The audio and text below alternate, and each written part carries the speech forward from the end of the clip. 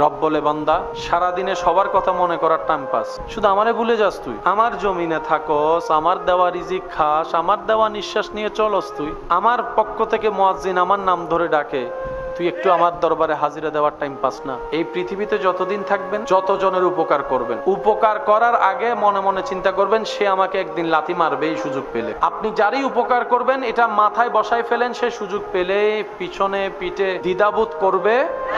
যাকে আপনি গর্ত থেকে টেনে তুলবেন হাত দিয়ে, সে একদিন আপনাকে ল্যাং মেরে গর্তে ফেলার চেষ্টা করবেই করবে। কারণ এটা পৃথিবী, এটা দুনিয়া, এটা জান্নাত নয়। দুনিয়াতে চিরস্থায়ী সুখ বলতে কোনো শব্দ নাই, দুনিয়াতে চিরস্থায়ী শান্তি বলে কোনো শব্দ নাই। সেজন্য মুমিনরা বড় বুদ্ধিমান। মুমিনরা বলে, কান্না করি আর হাসি, দুনিয়ার টাইম তো চলে যাচ্ছেই যাবে। আমি দৌড়াই আর এক জায়গায় বসে থাকি, সকাল তো রাত হবে, এটার তো শেষ আছে, ওটার তো শেষ নাই। সুতরাং এই দুনিয়ার জীবন আমি সহ্য করে, ধৈর্য ধরে, শুকরিয়া করে, কোন রকম কাটাই ফেলে ইবাদত করে, ঈমানটা ঠিক রেখে আল্লাহ তাআলা আমাকে হাসরের ময়দানে পরকালীন জীবনে এমন নিয়ামত দান করবেন যেটার কোনো শেষ নাই, সেটার কোনো শেষ নাই, যে নিয়ামতের সুখের শান্তির কোনো অভাব নাই। সুবহানাল্লাহ।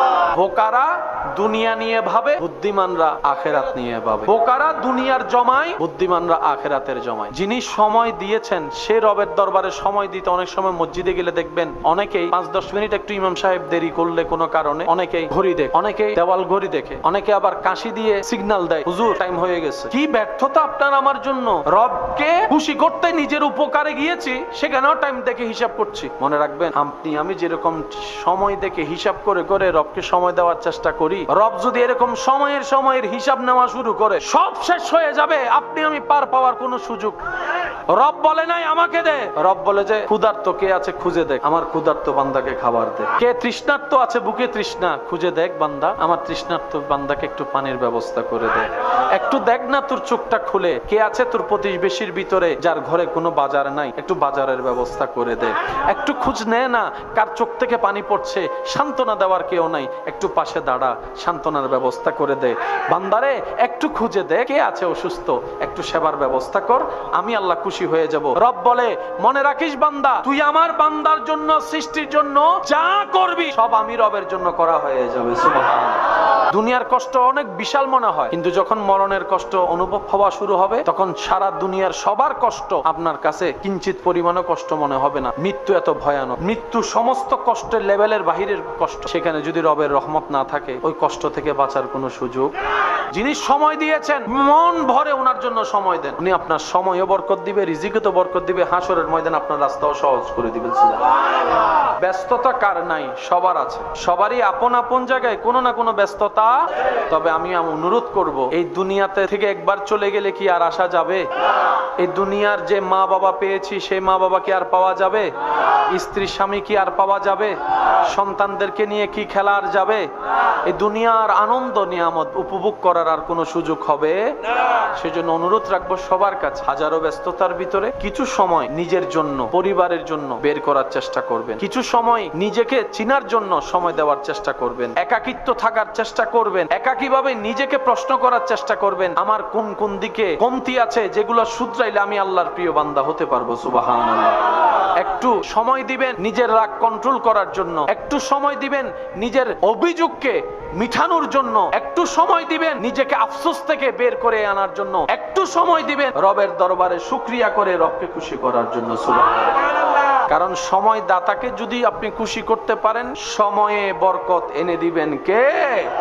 আর আমাদের সবার সময়ের মধ্যে বরকতের দরকার। 3 কবুল বলে তো বিয়ে হয়ে গেল, স্বামী জানে না স্বামী কাকে বলে, স্ত্রী জানে না স্ত্রী কাকে বলে, স্বামী জানে না আমার কর্তব্য কি, স্ত্রী জানে না স্ত্রীর কর্তব্য কি। বেশিরভাগ স্বামীর মাথায় আছে আমার কাজ কামানো খাওয়ানো, বেশিরভাগ স্ত্রীদের মাথায় বসে আছে আমার কাজ ঘর পরিষ্কার করা, রান্না করে খাওয়ানো। অথচ আমার ভাই বোন কখনো জানার চেষ্টা করেনি পৃথিবীর সবচাইতে পুরাতন প্রথম সম্পর্কের নাম হচ্ছে স্বামী স্ত্রী। বাকি সব সম্পর্ক আল্লাহ সৃষ্টি করেছেন পরে, প্রথম সম্পর্ক সৃষ্টি করেছেন স্বামী স্ত্রী। আদম এবং হাওয়া সম্পর্ক ছিল স্বামী স্ত্রী। এই স্বামী স্ত্রী সম্পর্ক এমন দামি সম্পর্ক, যেটা শুরু হয়েছে জান্নাতে, আবার সেটা অনন্তকালও থাকবে জান্নাতে। সুবহানাল্লাহ। আল্লাহ বলছেন কোরআনুল কারীমে, স্বামীর জন্য স্ত্রী পোশাক, স্ত্রীর জন্য স্বামী পোশাক। পোশাক মানে কি? স্বামীদেরকে বলে স্ত্রীদের দোষকে তুমি গোপন রাখো, স্ত্রীকে বলে তুমি স্বামীর দোষ গোপন রাখো। কারো দোষ সমাজে প্রচার করিও না, কাউকে বলিও না। একে অপরের ইজ্জত করো, মায়া করো, মহব্বত করো, সংসারে সংসার হয়ে যাবে, সওয়াবে সওয়াব হয়ে যাবে। উপকার করতে হবে শুধুমাত্র কার খুশির জন্য? দুনিয়ার কারো থেকে থ্যাংক ইউ পাওয়ার দরকার। আপনার ঘরে যদি কোনো অসুস্থ মুরব্বী থাকে, দেখবেন আপনি নিজেই সেবা করেন, আবার ওই মুরব্বী আপনারই দোষ ধরে। আপনি ওনার প্রস্রাব পায়খানা পরিষ্কার করেন, কিন্তু উনি বকা দিলেও আপনারা দেয়, ঝাঁটি মারলো আপনারে মারে। তখন অনেক সময় অনেকে বলে করি লাভ কি? করে লাভ আছে। এখানে বুঝবেন না, চোখটা বন্ধ করলে বুঝবেন। সুবহানাল্লাহ। আর একটা কথা মনে রাখবেন, মানুষ যত বৃদ্ধ হয় তত ছোট বাচ্চা হয়। তো মানুষের অভ্যাসগুলো দেখবেন ছোট বাচ্চাদের মতো জিদ করে বেশি। ছোট বাচ্চারা যেরকম একটু থেকে 19-20 হলে করে কান্না করে, মুরব্বীরা তার কান্না করতে পারে না, এটা রাগ দিয়ে দেখায়, জিদ দিয়ে দেখায়। তো সেজন্য যাদের ঘরে মুরব্বী আছে, মনে রাখবেন আল্লাহর পক্ষ থেকে আপনাদের ঘরের জন্য আলাদা একটা রহমত বরাদ্দ হয়ে আছে। সেজন্য যাদের ঘরে মুরব্বী আছে সম্মান করবেন, ধৈর্য ধরবেন। ওনারা তো ছোট বাচ্চার মতো জিদ করবে, বাঁচবে আর কয়দিন, হাঁটতেও পারে না, চলতেও পারে না, যে কোনো একটা মুহূর্তে চলে যাবে। সেবা করার চেষ্টা করবেন। এটা আপনার আমার কাছে অবাককর মনে হলেও আশেকদের কাছে, ইমানদারের কাছে এটা অবাককর বিষয় নয়। যেই নবীকে সালাম দিতে এসেছে জিবরাইলের মতো ফেরেশতা, যেই নবীর দরবারে আজরাইলের মতো ফেরেশতা সালাম দেওয়া ছাড়া, অনুমতি নেওয়া ছাড়া ঢুকতে পারে নাই। এটাই হচ্ছে দরবারে মুস্তাফা সাল্লাল্লাহু আলাইহি ওয়াসাল্লাম। কত আদবের দরবার। আপনার আমার দাম বেড়েছে শুধুমাত্র নবীর উম্মত হওয়ার কারণে। নাইলে আপনিও মানতে বাধ্য, আপনার আমার 2 পয়সার দাম। আপনাকে আমাকে চিনে কয়জনে, কিন্তু সৃষ্টিতে নবীকে চিনে না এমন কেউ নাই। আপনাকে আমাকে চিনে মাত্র 2, 3, 5 জনে। আমাদের নবীকে আসমানে চিনে, জমিনে চিনে, পাহাড়ে চিনে, গাছে চিনে, পাথরও সালাম দিয়ে চিনার জানান দেয়। আপনার আমার নবীকে প্রথম আসমানের ফেরেশতা চিনে, দ্বিতীয় আসমানের ফেরেশতা চিনে, চতুর্থ, পঞ্চম, ষষ্ঠ, সপ্তম সমস্ত আসমানের ফেরেশতা চিনে। চিনে তো চিনে, আপনার আমার নবীকে জান্নাতের প্রত্যেকটা রুমে চিনে, জান্নাতের প্রত্যেকটা হুরে চিনে। আপনার আমার নবীকে সমস্ত ফেরেশতাদের সর্দার জিবরাইলে চিনে। সুবহানাল্লাহ। আপনার আমার নবীকে মিকাইল ফেরেশতা চিনে, ইসরাফিল ফেরেশতা চিনে, আজরাইল ফেরেশতা চিনে। আপনার আমার নবীকে রিদওয়ান ফেরেশতা চিনে, মালিক ফেরেশতা চিনে, আরশ বেহানকারী ফেরেশতারা চিনে। শুধু চিনে তা নয়, শুধু চিনে তা নয়, কি সৌভাগ্য আপনার আমার, কপালটা কত ভাগ্য ভালো আপনার আমার। এমন একজন নবীর উম্মতের খাতায় আল্লাহ তাআলা আপনার আমার নামকে লিপিবদ্ধ করেছে, যেই নবীকে সৃষ্টি জগৎ শুধু চিনে না, ফেরেশতারা শুধু চিনে না, ইন্নাল্লাহা ওয়া মালাইকাতাহু ইউসাল্লুনা আলান নবী, সমস্ত ফেরেশতারাও সেই নবীর উপর দরুদ পড়ে। সুবহানাল্লাহ। শুধু চিনে না, দরুদও পড়ে। দরুদ। আপনাকে আমাকে চিনে কয়জন? আমাদের নবীকে সৃষ্টি জগতের সবাই চিনে। শুধু চিনে না, সবাই মানে। শুধু মানে না, সবাই মহাব্বত করে। শুধু মহাব্বত করে না ভাই, নবীর উপর দরুদ পড়ে, সালাম পড়ে। সুবহানাল্লাহ। একদিন আমার আপনার নবী এক জায়গায় আরাম করছেন, একজন সাহাবা পাশে দাঁড়িয়ে ছিলেন। হাদিসের মফহুম, নবীজি চোখ বন্ধ করে আরাম করছেন, ওই সাহাবা পাহারা দিচ্ছেন, দুনিয়াবি পাহারা। হঠাৎ করে উনি দেখলেন দূর থেকে একটা গাছ মাটির সাথে সম্পর্ক ছেদ করে নিজে নিজে হেঁটে হেঁটে হেঁটে হেঁটে হেঁটে হেঁটে নবীর সামনে এসে দাঁড়ালেন। উনি নিজে সচক্ষে দেখতেছেন, একটু বুঝবেন জিনিসটা, উনি নিজে সচক্ষে দেখছেন, কিন্তু নবী আরাম করছেন, নবীকে ডাকার মতো সাহস নাই। উনি দেখতে লাগলেন ওই গাছ নবীজির সামনে এসে দাঁড়িয়ে কিছুক্ষণ অপেক্ষা করে আবার আপন জায়গায় চলে গিয়ে দাঁড়িয়ে গেলেন। নবীজি রাহমাতুল্লিল আলামিন যখন চোখ খুললেন, তখন ওই সাহাবা অবাক হয়ে এই কথাটা নবীর সমীপে পেশ করলেন, ইয়া রাসূলুল্লাহ, আপনি যখন আরাম করছিলেন তখন আমি দেখছিলাম এরকম একটা জিনিস। তখন নবী ওনার কথা শুনে, দেখেন আপনি আমি হলে অবাক হওয়ার কথা, নবী রাহমাতুল্লিল আলামিন মুস্কি একটা হেসে দিয়েছেন। সুবহানাল্লাহ। নবীজি মুস্কি হেসে বলেন, আমি যখন এখানে আরাম করছি দেখছে, তখন ওই গাছটা আল্লাহর কাছে অনুমতি চেয়েছে, আল্লাহ গো, তোমার হাবিব নবী, তোমার পেয়ারা নবী, রহমতুল্লিল আলামিন নবী, জান্নাতের মালিক নবী, সমস্ত নবীদের ইমাম নবী, আল্লাহ মেরাজের দুলা নবী, আল্লাহ তোমার হাবিব নবী এখানে আমার কাছে এসেছে। এত কাছে আসার পর আমি যদি একটু নবীকে সালাম দিতে না পারি, আল্লাহ আমার মনটা তো ভরছে না। আল্লাহ তুমি তো কাদের কদির, কোন বললেই ফায়া কোন হয়ে যায়, তুমি চাইলে তো সবকিছু করতে পারো। আল্লাহ আমাকে একটু অনুমতি শক্তি দাও না, আমাকে একটু শক্তি দাও না, আমাকে একটু সুযোগ দাও না, আমি যেন গাছের নিয়ম থেকে ভঙ্গ করে তোমার কুদরতকে জাহের করতে পেরে আমি যেন নবীকে সামনে গিয়ে একটু সালামটা দিতে পারি। নবী বলে, ওই গাছ আল্লাহর কাছ থেকে অনুমতি চেয়েছেন, আল্লাহ অনুমতি দিয়েছেন, কুদরতি ব্যবস্থাপনায় সেই গাছ এসে আমাকে আপন ভাষায় সালাম দিয়েছেন। সুবহানাল্লাহ। একবার এক দুশমনে মরা প্রাণী একটা আনছে নবীর কাছে। যে প্রাণী কথা তো প্রাণীরা তো বলেই না, সে নড়াচড়াও করতে পারে না, কারণ মরা। এসে আপনার আমার নবীর সামনে রেখে বলতেছে ওদের ভাষায়, যেটা আপনার আমার পক্ষে উচ্চারণ করা সম্ভব, নবীর নাম মোবারক ধরে বলতেছেন, আপনি যদি সত্যি নবী হন তাহলে এই মরাটারে জিন্দা করে দেখান। কারণ তারাও জানতো যারা নবী, আল্লাহর কাছের প্রিয় বান্দা, ওনারা কথা বললে, ওনারা কিছু চাইলে আল্লাহ কখনো ফেরত দেয় না, আর আল্লাহর পক্ষে মরা জিন্দা করা কোনো ব্যাপারই না। এটা ওরাও জানতো। তো নবী কি সত্য নাকি মিথ্যা এটা যাচাই করার জন্য আসলো। মৃত প্রাণী নবীজির সামনে রাখার পরে নবীজি একটু মুস্কি হেসে ওই প্রাণীর দিকে তাকালেন। দিল তো বলে উঠলো যা বলা, সাথে সাথে নিষ্প্রাণ প্রাণীর ভিতর প্রাণ চলে আসলো। তার দাবি ছিল মরাকে জিন্দা করা, মৃতকে জিন্দা করা, এতটুক দাবি ছিল। কিন্তু সেখানে ঘটনা এর চাইতে আরো 2 গুণ এগিয়ে গেল। ওই মৃত প্রাণী জীবিত হওয়ার পরে আল্লাহর হুকুমে ওই প্রাণীর মুখের জবান খুলে গেল। জবান খুলে বলে, আশহাদু আন লা ইলাহা ইল্লাল্লাহ, আমার আপনার নবী হওয়ার সাক্ষ্য ওই প্রাণীটাই দিয়ে দিল। ঘটনা ঘটাই দিলেন কে? আল্লাহ চাইলে সব পারে। অন্য নবীদেরকে আল্লাহ কিছু কিছু মুআজিজা দিয়েছেন, একটু বুঝবেন। মুসা নবীর মুআজিজার কথা আপনি আমি কম বেশি সবাই জানি। লাঠি দিয়ে আঘাত করার পরে আল্লাহর হুকুমে পানি, পাথরের মধ্যে লাঠি দিয়ে বাড়ি দেওয়ার সাথে সাথে পাথর থেকে পানি বের হওয়া শুরু হলো। ওই লাঠিটা মাটির মধ্যে রাখার পরে লাঠিটা সাফ হয়ে গেল। অন্য সব নবী রাসূলকে আল্লাহ কিছু কিছু মুআজিজা দিয়েছেন, কিন্তু আপনার আমার নবীকে আল্লাহ তাআলা মুআজিজা বানিয়ে পাঠিয়েছেন। আপনার আমার নবীর চুল মুবারকের মাথা থেকে পায়ের তালু মুবারক পর্যন্ত আফাত মুস্তাক মুআজিজা আর মুআজিজা। আপনার আমার নবীর চুল মুবারক মুআজিজা, চোখ মুবারক মুআজিজা, ঠোঁট মুবারক মুআজিজা, কথা মুবারক মুআজিজা, হাত মুবারক মুআজিজা, আঙ্গুল মুবারক মুআজিজা, পা মুবারক মুআজিজা, বসা মুবারক মুআজিজা। আপনার আমার নবীর তাকানো মুআজিজা, চলা মুআজিজা, দুনিয়াতে থাকাও মুআজিজা, দুনিয়া থেকে যাওয়াও মুআজিজা। নবীজির সাথে সাহাবায়ে কেরাম যুদ্ধ থেকে ফিরছেন, এক জায়গায় আরাম করছেন। যতজন সাহাবা ছিল ওনাদের খাবার পানি আর অজুর পানির দরকার আছে না নাই? কিন্তু সাহাবা অনুযায়ী ওই কাফেলায় পরিপূর্ণ পানি। তো সাহাবায়ে কেরাম এসে নবীজির দরবারে নবীজির কদমে আরজ রাখলেন, ইয়া রাসূলুল্লাহ, আমরা যতজন আছি অজু তো দূরের কথা, সবার খাবার পানিও আমাদের কাছে, এখন আমরা কি করব? রাসূল পাক সাল্লাল্লাহু আলাইহি ওয়াসাল্লাম বললেন, আমার সাহাবারা পানির বাটিটা নিয়ে আসো, যে পাত্রে পানি আছে ওই বাটিটা নিয়ে আসো। নবীজির হুকুমে বাটি নিয়ে আসা হলো। আপনার আমার নবী নবুয়তের হাত ওই বাটিতে রাখলেন। বাটিতে পানির পাত্রে আল্লাহর হুকুমে নবী রাহমাতুল লিল আলামিন হাত রাখার সাথে সাথে নবীজির আঙ্গুল মোবারক থেকে পানি বের হওয়া শুরু হলো। এবার সাহাবায়ে কেরামকে নবী বললেন, পানি নিতে থাকো, কার কতটুক পানি দরকার নাও, যা আছে ভরে নাও, বোতল ভরে নাও, পানির পাত্র ভরে নাও, পানি ভরে নাও, যা আছে খাও খাও খাও। পানি বের হতে আছে, বের হতে আছে, বের হতে আছে। সাহাবায়ে কেরাম বলে, আমরা সবাই পানি খাইছি তো খাইছি, আমাদের যেগুলা প্রাণী আছে বাহন ওদেরকেও খাওয়াইছি, এবং আমাদের যাত্রার জন্য যতটুক পানি দরকার খাবার এবং অজুর জন্য সেটাও আমরা রাখতে পেরেছি, কিন্তু পানি শেষ হচ্ছে না। অল্প পানিতে এই ঘটনা ঘটলো কিভাবে? মনে রাখবেন, যখন আল্লাহ তাআলার ইচ্ছা হয় তখন অসম্ভব সম্ভব হয়। সুবহানাল্লাহ। আর হাতটা নবী রেখেছেন যিনি আল্লাহর হাবিব, আল্লাহর পেয়ারা নবী, বলেন না সুবহানাল্লাহ। এই নবীর কোনো তুলনা। নবীজি রাস্তা দিয়ে হেঁটে গেলে পাথররা সালাম দিতেন। কারো পিছনে যদি পুলিশ গার্ড থাকে তার দাম কি কমে না বাড়ে? আর যদি কারো পিছনে আর্মি গার্ড দেয়, আর কারো পিছনে যদি বড় বড় দেশের বড় বড় অফিসার গার্ড দেয়, আপনি এমন দামি, আপনি এমন সম্মানী, আল্লাহ আপনার গার্ড দেওয়ার জন্য 2টা নিষ্পাপ ফেরেশতা দিয়ে দিয়েছেন।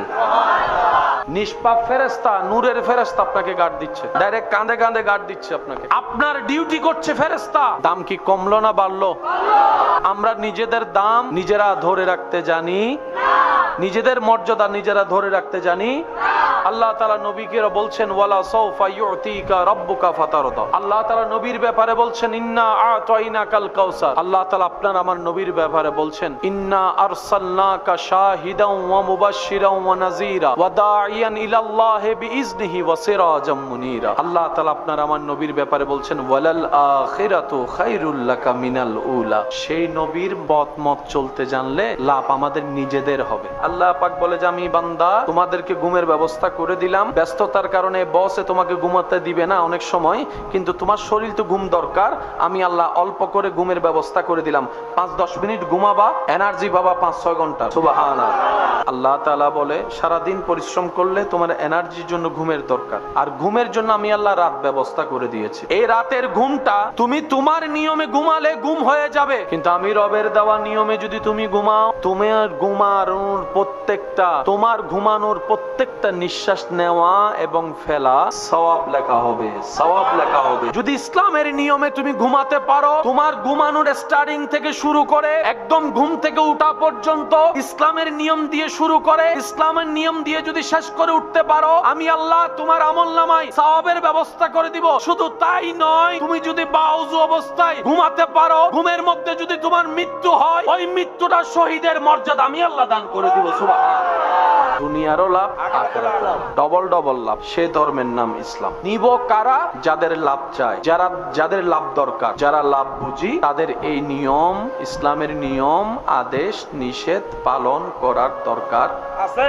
ক্ষুধা লাগলেন, খাবার সামনে আসলো, মন মতো করে খেলেন, আপনার মতো করে, আপনি সেখানে ক্ষুধাটা নিবারণ যেভাবে পাবেন, কিছু ক্ষতি আপনার জন্য সেখানে বরাদ্দ করা আছে। কিন্তু প্রক্ষান্তরে যদি আমি ইসলামের নিয়মটাকে ফলো করে আপনি আমি খাবারটা গ্রহণ করি, ক্ষুধা তো নিবারণ হবেই হবে, এর সাথে সাথে কিছু বেনিফিট আপনার আমার জন্য আসবে। 1 নাম্বার, এই খাবারটা অকল্যাণকর হবে না, কল্যাণের হয়ে যাবে। সুবহানাল্লাহ। 2 নম্বর, সেই খাবারটা শুধু আপনারই থাকবে, শয়তান খেতে পারবে না। যখন আপনি খাবার শুরুতে বিসমিল্লাহ বলে আপনার রিজিক দাতার নামটা আপনি স্মরণ করে নেবেন। সুবহানাল্লাহ। 3 নম্বর উপকার, এই খাবার থেকে অর্জন হওয়া শক্তি, রক্ত, আপনার শরীরের ক্যালসিয়াম গুলা আপনাকে ইবাদতের দিকে, মানুষের কল্যাণের দিকে, সৃষ্টির সেবার দিকে নিয়ে যাবে, উত্তম মানুষ হতে সুবিধা করবে, সাহায্য করবে। সুবহানাল্লাহ। 4 নম্বর, আপনি যখন খাবারটাকে রবের দরবারে শুকরিয়া আদায় করবেন, যে খাবারটা আপনি খাবার পরে চাউলের বস্তা থেকে চাউল কমে গিয়েছে, লসের মধ্যে পড়েছে, শুকরিয়া আদায় করার সাথে সাথে লা ইন শাকারতুম লা আযীদান্নাকুম আয়াতের উপর আমল হওয়াতে আল্লাহ আপনার সেই খাবারে বরকত দান করে আল্লাহ পাক আপনার রিজিকে বরকত বাড়াই দিবেন। সুবহানাল্লাহ। তাহলে খাবার চাইলে আপনি ইসলামের নিয়মের বাহিরেও খেতে পারেন, চাইলে ইসলামের নিয়মের ভিতরেও খেতে পারেন, কিন্তু বুদ্ধিমানরা ইসলামের নিয়মটাকে ফলো করবে। আপনি যদি ইসলামের নিয়মের বাহিরে খান, লস আপনার জন্য বেশি। তাহলে ইসলাম মানলে লাভ কাদের? দুনিয়াতেও লাভ। এবার আল্লাহ পাক বলছেন বান্দা পেট দিয়েছি, খাবারও আমি দিব, কিন্তু খাবার দায়িত্বটা তো হাত দিয়ে দিয়েছে খাবার জন্য, খাবার দায়িত্ব তো, কিন্তু আমি আল্লাহ তোকে পরামর্শ দিলাম পেটকে 3 ভাগ করবি। পেটের 1 ভাগ থাকবে খাবার, 1 ভাগ থাকবে পানি, আর 1 ভাগ থাকবে খালি। যিনি বানিয়েছেন উনি সিস্টেম দিচ্ছেন। আল্লাহ পাক বলে যে আমি এমন ভাবে বানিয়েছি, এই নিয়মে চললে এটা ভালো থাকবে। আল্লাহ নিয়মটা কি? 1 ভাগ থাকবে হালাল খাবার, 1 ভাগ থাকবে পানি, আর 1 ভাগ থাকবে খালি। এবার সত্যি করে বলেন, এই নিয়মে কি আমরা খাওয়া দাওয়া করি? এবার বলেন দোষ কাদের? দোষ কাদের? বানানেওয়ালা সিস্টেম বলে দিয়েছে কি দেয় নাই? জানাই দিছে কি দেয় নাই? বলে দিছে কি দেয় নাই? কিন্তু আমরা নিয়ম পালন করতে পারি? আমরা কি করি? 3 ভাগের 2 ভাগেই আবার সেটাকে লোড করে পানি দিয়ে। রমজান মাস হচ্ছে শরীর সুস্থ করার সবচাইতে বড় ওষুধ, কিন্তু আমরা বোকারা সেই সুযোগও নিতে পারি না। সারাদিন উপবাস থেকে শরীরের যত লাভ করি, ইফতারের সময় অনেকে তো নামাজ পর্যন্ত পড়তে পারে না ইফতার করে। এবার বলেন লাভ করছি না লস করছি? যিনি শরীর বানিয়েছেন উনি নিয়ম দিয়ে দিয়েছেন। সেজন্য দেখবেন অসুস্থ হলে সুস্থতার জন্য ওষুধ যেমন খেতে হয়, ডাক্তার সাহেব ওষুধের কিছু নিয়মও করে দেয়। এটা খাবার এতক্ষণ আগে, এটা খাবার এতক্ষণ পরে। ব্যাপার কি? কারণ ওই মেডিসিনের সাথে খাবার আগে পরের একটা সম্পর্ক আছে। আপনাকে ওষুধ দেওয়ার আগে ডাক্তার মহোদয় আপনার বয়স জিজ্ঞেস করে, কেন? এই বয়সের সাথে ওষুধের এমজির সম্পর্ক আছে। অনেকেই অ্যান্টিবায়োটিক নেয় কিন্তু সম্পূর্ণ কোর্স শেষ করে না। ডাক্তার যেহেতু বলেছেন 6 দিন খেতে হবে, 7 দিন খেতে হবে, তার মানে উনি বুঝে শুনেই তো বলেছে। আমাদের অনেকের এই বদ অভ্যাসটা আছে, ওই 1 দিন 2 দিন 3 দিন খাওয়ার পরে যদি একটু ভালো লাগা শুরু করে, ওষুধ বন্ধ করে দেয়। এই কাজ করা যাবে যেইভাবে ডাক্তার সাহেব পরামর্শ দিয়েছেন সেইভাবে চলতে হবে। কারণ একটা হচ্ছে উপর থেকে ভালো হওয়া, আর একটা হচ্ছে গোড়া থেকে ভালো হওয়া। অনেক সময় উপর থেকে ভালো হলে আমরা মনে করি অসুখ ভালো হয়ে গিয়েছে, কিন্তু 30-40 বছর পরে যখন বয়স 40-45 হয় তখন ওই অসুখটা আবার দেখা যায়। কিরে এত বছর আগে হয়েছে আবার এইখানে কেন, কিংবা অন্য রূপে আসলো, বলে যে তুমি গোড়াটা নষ্ট করতে পারো নাই বলে এটা আবার দেখা দিয়েছে। সেজন্য অ্যান্টিবায়োটিক সম্পূর্ণ কোর্স শেষ করতে হবে কি হবে না? প্রত্যেকটা কিছুর একটা নিয়ম। খাবার কখন খেতে হবে? যখন খিদা লাগে। কতটুক খাবেন? খিদা বাকি থাকতেই খাবার শেষ। পেট কয় ভাগ? 3 ভাগ। 1 ভাগ নিঃশ্বাস, 1 ভাগ পানি, 1 ভাগ খাবার। শুরু কখন করব? যখন ক্ষুধা লাগবে। শেষ কতটুকু করব? ক্ষুধা থাকতে থাকতে। অর্থাৎ পেট ভরে খাবার যাবে না। 2 নম্বর নিয়ম, সকালের খাবার হবে রাজার মতো, দুপুরের খাবার হবে রাজার ছেলের মতো, আর রাতের খাবার হবে ফকিরের মতো। তাহলে শরীর সুস্থ থাকবে কি থাকবে না? খাবার নিয়ম জানানো হয়েছে কি হয় নাই? এবার নিজেকে যখন আমরা প্রশ্ন করব তখন দেখব সকালবেলা নাস্তা করে না এমন অনেক ছেলে এখানেও আছে। ইসলাম বলে, ডাক্তার বলে, চিকিৎসা বলে সকালের খাবার ভালো করে খাও। সকাল মানে 12টা-11টা নয়, সকাল বেলার খাবার রাজার মতো যদি সুস্থ থাকতে চাও। দুপুরের খাবারটা একটু কমিয়ে দাও যদি সুস্থ থাকতে চাও। রাতের খাবারটা মোটামুটি এশারের টাইমের আশেপাশে খেয়ে নাও, অল্প করে খাও, যেন শেষ রাতে তোমার ক্ষুধা লাগে। ওই ক্ষুধাটাই তোমার শরীরের ভিতরের সমস্ত কার্যক্রমকে নতুন ভাবে অ্যাক্টিভ করবে। সকালে নাস্তা খাওয়ার সাথে সাথে খাবারের মজাটাও পাবা, ক্ষুধা নিবারণ করার স্বাদও পাবা, সারাদিন কাজ করার এনার্জিও পেয়ে যাবা। সুবহানাল্লাহ। সিস্টেম আছে না নাই? আমরা পালন করতে জানি। এবার আওয়াজ দিয়ে বলেন দোষ কাদের? দোষ কাদের? আমরা রাতে এমন ভাবে খাই। এবার বলেন রাত্রে খাওয়ার পরে কিছুক্ষণ কি করতে হবে? দুপুরে খাওয়ার পরে একটু, দুপুরে খাওয়ার পর অল্প সময় যে আরামটা করতে হয়। আমার শিক্ষিত সমাজের ভাইয়েরা আমার চাইতে আরো ভালো জানে শরীরের ঘুমের একটা এনার্জির দরকার। তো অনেক সময় ঘুম পারফেক্ট হয় না, কিন্তু কাজে চলে যেতে হয়, কিন্তু কাজে গিয়েও ওই ঘুমের কারণে আর কাজ করতে পারা যায়। তখন ওই ব্যক্তিরা একটা ঘুম ঘুমায়, যে ঘুমটা হয় 3-4 মিনিট, 5 মিনিট, 10 মিনিটের, কিন্তু সেই ঘুমটা ঘুম থেকে উঠার পরে মনে হয় যেন 4-5 ঘন্টা ঘুমাইছি। অনেকে চেয়ারে বসে ঘুমায় না, অনেকে দেখবেন টেবিলের উপর হাত রেখে একটু ঘুমায়, কাস্টমার আসলে আবার উঠে যায়। এই 5-10 মিনিটের ঘুমে শরীরকে নতুন ভাবে রেস্টার করে। চিকিৎসা বিজ্ঞানের ভাষায় এটাকে বলা হয় পাওয়ার ন্যাপ। একই ঘুমের কথা 1450 বছর আগে আল্লাহ নবীকে দিয়ে জানাই দিয়েছে। ওই ঘুমকে বলা হয় দুপুরের পরে, খাবারের পরে কাইলুলা ঘুম। সুবহানাল্লাহ। ইসলামকে আমরা বুঝতে জানিনি, বুঝার চেষ্টা কখনো করিনি, ব্যর্থতা আমাদের। 6-7 ঘন্টা ঘুমায়ে যে এনার্জি পাওয়া যায় 5-10 মিনিটের ঘুমের মধ্যে সেই শক্তির ব্যবস্থা করে দেন কে? আল্লাহ। ডাক্তারের কাছে গেলে ডাক্তারে বেশি বেশি কি খাইতে বলে? ইসলাম সেটাকে হ্যাঁ বলে যেটার মধ্যে আছে মানুষের জন্য কল্যাণ। ইসলাম সেটাকে না বলে যেখানে মানুষের মধ্যে কোনো কল্যাণ নাই, সেখানে ইসলাম কখনো পারমিশন দেয় না। আমি আমার যুবক ভাইদেরকে অনুরোধ করব, ইসলামের যে কোনো সাবজেক্ট আপনি ধরবেন, ইসলামকে প্রশ্ন করবেন আপনার জীবন সম্পর্কে, প্রত্যেকটা প্রশ্নের উত্তর ইসলাম দিয়ে দিবে। সুবহানাল্লাহ। লাভ কি কমতেছে না বাড়তেছে? এগুলা কি পরকালের লাভ না? এখন বলছি এগুলা কি দুনিয়ার লাভ? কিসের লাভ? এবার আপনার শুধু ইসলামিক নিয়মে খাওয়ার কারণে এই খাবারটা পরকালীন সওয়াব হয়ে গিয়েছে। তা আমরা তো বুদ্ধিমান মানুষ, নিজেদেরকে দাবি করি লস হওয়ার দরকার কি? লসে যাব কেন? লসে নিব কেন? লস তো করার দরকার।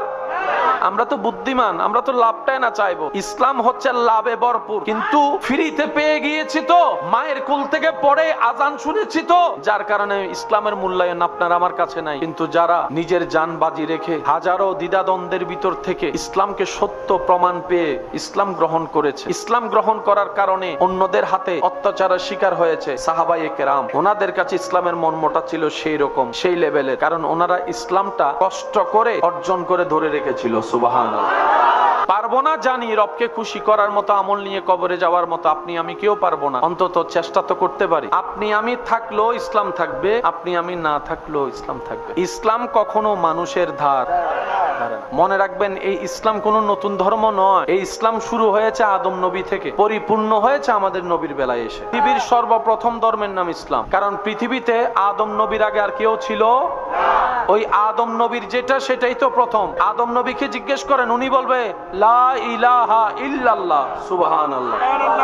ওই ইসলামের জগতে সময়ে সময়ে যুগে যুগে আল্লাহ তাআলা হিকমতে পৃথিবীর ধারে, পৃথিবীর বুকে নবী রাসূলকে পাঠিয়েছেন। সুবহানাল্লাহ। সেই ধারাবাহিকতায় আস্তে আস্তে আস্তে আস্তে আস্তে সবার শেষে তিনি এসেছেন। সবার শেষে আল্লাহ ওনাকেই পাঠিয়েছেন যিনি সমস্ত নবীদের ইমাম সরতাজ। সুবহানাল্লাহ। ভাগ্য গুণে যে নবীর উম্মতের খাতায় আপনার আমার মতো গুনাহগার উম্মতের নাম লেখা হয়েছে। সেই নবী কেমন? যার কদম জমিনে হাত বাড়িয়ে দিলে হাত চলে যেত জান্নাতের বাগানে। যার শান সম্পর্কে কোরআন কথা বলে। পৃথিবীতে কোরআনের চাইতে দামি কোনো কিতাব? সেই কোরআন যার শান ও মান নিয়ে কথা বলে উনি হচ্ছেন আপনার আমার নবী রাহমাতুল লিল আলামিন। আমরা বলি এত বিশাল আকাশচুম্বী সম্মান উনার। নবী এমন একজন আল্লাহর সৃষ্টি, আল্লাহর হাবিব, যাকে আল্লাহ তাআলা সবকিছুর মধ্যে সৃষ্টি জগতে সবচাইতে বেশি সম্মানিত করেছেন। তিনি আপনার আমার নবী রাহমাতুল লিল আলামিন। যে নবীর কোনো তুলনা, যে নবীর কোনো মেসাল, যে নবীর কোনো উপমা, সর্বদিকে আল্লাহ পাক যাকে শ্রেষ্ঠ বানিয়েছে। কিন্তু আমরা বুঝতে পারি না, সে বুঝার জ্ঞান আমাদের, সেই যুগ পর্যন্ত যাওয়ার বুঝ আমাদের। কোরআন যার প্রশংসা করে তিনি আপনার আমার নবী রাহমাতুল লিল আলামিন। আল্লাহ যাকে বানিয়েছেন সবার আগে, পাঠিয়েছেন সবার, এগুলো বুঝার মতো বিষয়, যেগুলো বুঝলে মনে বসলে আপনার ঈমান শক্ত হবে। শয়তান ঈমান চুরি করার জন্য সর্বদা প্রস্তুত। সে যেহেতু চুরি করতে প্রস্তুত, আমাদেরকে হেফাজত করার জন্য প্রস্তুত থাকতে হবে। কারণ মুসলমানের কাছে ঈমানের চাইতে দামি কোনো সম্পদ নবী রাহমাতুল লিল আলামিন।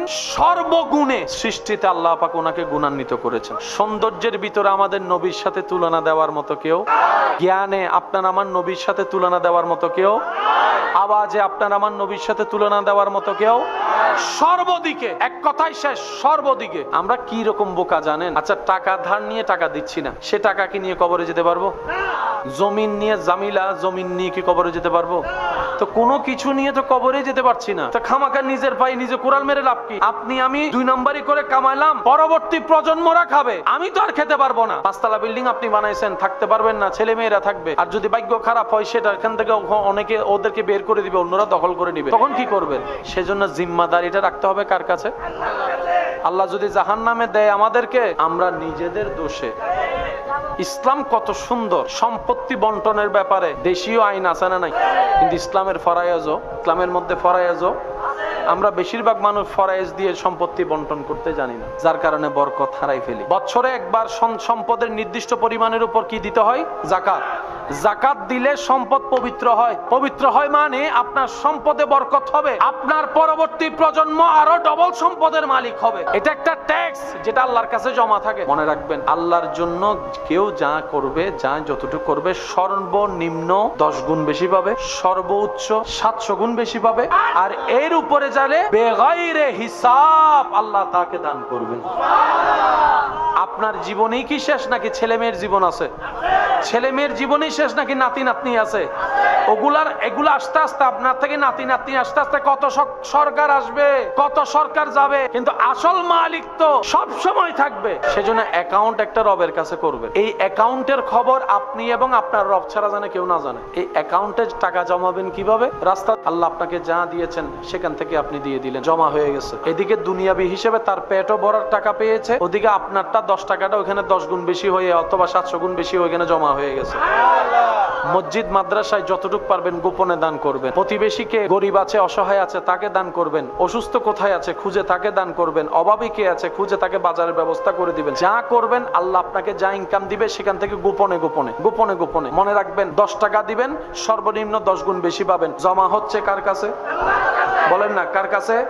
আর আল্লাহ তাআলার একটা বিধান, আল্লাহ এবং রসুলের একটা নিয়ম হচ্ছে কারো ধার রাখে না। আল্লাহ এবং রসুল কারো ধার রাখে না, বাকি জিনিস রাখে না। যে আল্লাহর জন্য করবে, আল্লাহ তার জন্য তার চাইতে বেশি করে। এখন জমা হচ্ছে কার কাছে? এবার আল্লাহ তাআলা আপনাকে দুনিয়াতেও দিবেন, এটার বিনিময় আখিরাতেও দিবেন। শুধু তাই নয়, আপনার পরবর্তী প্রজন্মের ভিতরেও আল্লাহ তাআলা সেই রিজিক ব্যবস্থা করে দিবেন। সুবহানাল্লাহ।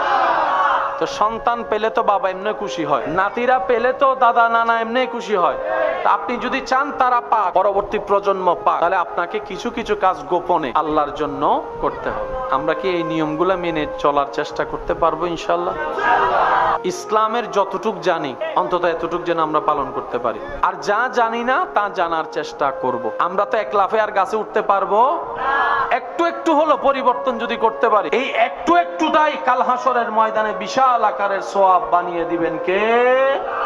আর আল্লাহ চাই প্রত্যেকটা বান্দা জান্নাতে যাক। এই যে আপনারা বলি না ইন্স্যুরেন্স, ইন্স্যুরেন্স মানে কি? এক কথাই বুঝেন, আপনার যদি পা ভেঙে যায় ইন্স্যুরেন্সের দরকার আছে না? ইন্স্যুরেন্স করলে আল্লাহর কাছে করেন। এখানে ইন্স্যুরেন্স করলে দিতে হয়, ওখানে ইন্স্যুরেন্স করার জন্য, এখানে ইন্স্যুরেন্স করার জন্য ফর্ম পূরণ করতে হয়, ওখানে ইন্স্যুরেন্স করার জন্য নিয়ত করতে হয়। নিয়ত করলে হয়ে যাবে। আপনি শুধু আপনার ইনকামকে কয়েক ভাগে ভাগ করবেন। হালাল ইনকামকে মা বাবার জন্য রাখবেন, স্ত্রী সন্তানের জন্য রাখবেন, প্রতিবেশীদের জন্য রাখবেন, আল্লাহর রাস্তার জন্য কিছু রাখবেন। আপনি যা ওখানে ইনভেস্ট করবেন, সন্তানের জন্য, স্ত্রীর জন্য, পরিবারের জন্য, মা বাবার জন্য, আত্মীয় স্বজনের জন্য, আল্লাহর রাস্তায় দিন যেগুলো ইসলামিক কাজ আছে এগুলোর জন্য, সবকিছু জমা হবে ওখানে। এবার আপনি দিচ্ছেন আপনার স্ত্রীকে, এটা আপনার স্ত্রী, কিন্তু জমা হচ্ছে ওখানে। এবার বলেন লাভ কি একটু নাকি ডবল লাভ?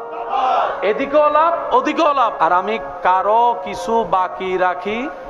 তো তুই যেহেতু আমার জন্য করেছিস, আমি সেটা 10 গুণ বেশি করে আমি আল্লাহ তোকে দান করে দিব। সুবহানাল্লাহ। ইসলাম ধর্ম আমাদের, কিন্তু পালন আমরা করি না। এই লিস্টিতে মানুষের সংখ্যা কম নাই, বেশি আছে। এর কারণ হচ্ছে, অন্যতম একটা কারণ, আমরা ইসলামকে নামে যতটুক চিনেছি বুঝার চেষ্টা করিনি। বেশিরভাগ মানুষের মাথায় বসে আছে ইসলাম এমন একটা ধর্ম যেখানের কর্ম পালন করলে সওয়াব হয়, সওয়াব হলে পরকালে জান্নাত পাওয়া যায়। অবশ্যই পাওয়া যায়, কিন্তু একটা কথা সেখানে আমরা ভুলে যাই, সেটা হচ্ছে ইসলাম শুধু পরকালের কল্যাণের জন্য নয়, ইসলাম পালন করলে দুনিয়ার কল্যাণও সেখানে আল্লাহ রেখে দিয়েছেন। সুবহানাল্লাহ।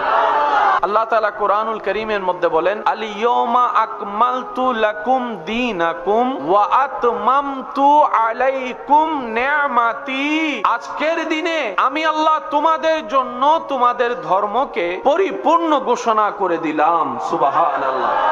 পরিপূর্ণ ঘোষণা করে আমি আল্লাহ নিয়ামত শেষ করে দিইনি। আমি আল্লাহ এই ইসলামকে আমি আল্লাহর নিয়ামত দিয়ে এমন ভাবে ভরপুর করে দিয়েছি, ইসলামের প্রত্যেকটা বিধান যে তাজিমের সাথে পালন করবে, লালন করবে, ধারণ করবে, আমি আল্লাহ তার জন্য সেটার ভিতরে নিয়ামত রেখে দিয়েছি। সুবহানাল্লাহ। খিদা লাগলে কি খেতে হয়? আপনি চাইলে ভাত খেতে পারেন, যেহেতু আপনার খিদা লেগেছে। এখানে আপনার দুইটা ওয়ে আছে, একটা হচ্ছে আপনি ইসলামিক নিয়মে খেলেন, আর একটা হচ্ছে আপনি আপনার মন মতো খেলেন। দোনোভাবেই আপনার পেট ভরবে, কিন্তু হালকা 19-20 বেশ কম আছে। যদি আপনি আমি নিজের মতো নিয়মে খাই, পেটটা ভরে যাবে, ক্ষুধা নিবারণ হবে সত্য, কিন্তু যদি ইসলামিক নিয়মে খাই, প্রথম নম্বর ফায়দা, আপনার খাবার আপনার জন্য কল্যাণকর হবে। কারণ প্রত্যেকটা কিছুর মধ্যে একটা এফেক্ট আছে, একটা সাইড এফেক্ট আছে। যেখানে কল্যাণ আছে সেখানে অকল্যাণ। মোবাইলের যেরকম উপকারিতাও আছে, ক্ষতিও। লাইটের উপকারিতাও আছে, ক্ষতিও। প্রত্যেকটা কিছুর উপকারও আছে, ক্ষতিও আছে। এবার বলেন আপনার আমার চাওয়া কি, ক্ষতি না উপকার? দিবেন কে? ওই আল্লাহ থেকে উপকারটা নেওয়ার জন্য যে মাধ্যমকে লালন পালন করে চলতে হয়, এটার নাম ইসলাম। দিন দিন মানুষ সুস্থ হচ্ছে না অসুস্থ হচ্ছে? অসুস্থ হওয়ার অন্যতম একটা কারণ হচ্ছে, সমস্ত রোগের মূল হচ্ছে এ পেট। যার খাবার ঠিক তার শরীর সুস্থতার সম্ভাবনা বেশি। সেজন্য ডাক্তারের কাছে যখন আমরা রোগ নিয়ে যাই, ডাক্তার আমাদেরকে খাবার বাঁচা দেয়। অর্থাৎ ডাক্তার বলে যা তা পেটের মধ্যে ঢুকাইও। এবার সেখানে যখন আপনি আমি স্বাধীনতা পেয়েছি, যা মন চায় তা খাচ্ছি। কোন খাবার কেমন তেল দিয়ে বেজেছে আমরা কেউ জানি? কোনটা জিন্দা কুড়া কোনটা মরা কুড়া সেটাও জানি? সব শুধু। এবার কিছুদিন পরে এই রোগ বেড়ে গিয়েছে, কোলেস্টেরল বেড়ে গিয়েছে, প্রেসার বেড়ে যাচ্ছে, এই হচ্ছে সে হচ্ছে। কেন? আমরা এটাকে ব্যবহার করতে জানি।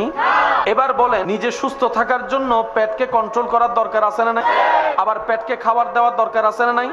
তো এটাকে কতটুক দিলে কল্যাণকর হবে, এটা আসল জানবে কে? যে বানাইছে, উনি ছাড়া তার কেউ জানবে? এবার সেই আল্লাহ যে ধর্মে এই নিয়ম জানিয়ে দিয়েছেন, এটাই হচ্ছে ইন্নাদ-দীনা ইনদাল্লাহিল ইসলাম। আপনি একটু খেয়াল করে দেখেন, দিন দিন কি সংসার জুটতেছে নাকি বেশি ভাঙতেছে?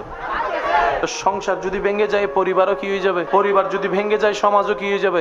সমাজ যদি ভেঙে যায়, দেশ কি হয়ে যাবে? তাহলে লাভ কি হচ্ছে? কোনো লাভ তো হচ্ছে না। ইসলামের নিয়ম মানতে জানলে বাহিরেও লাভ, ভিতরেও লাভ। আপনার আমার ঘরে যে মা বোনেরা রান্না করে, এই রান্না করার কারণে সওয়াব পায়। দুনিয়াবি কাজও হচ্ছে, আখিরাতের সওয়াবও হচ্ছে। লাভ হচ্ছে না লস? 5 ওয়াক্ত নামাজ ইসলামে আছে, পড়লে লাভ না লস?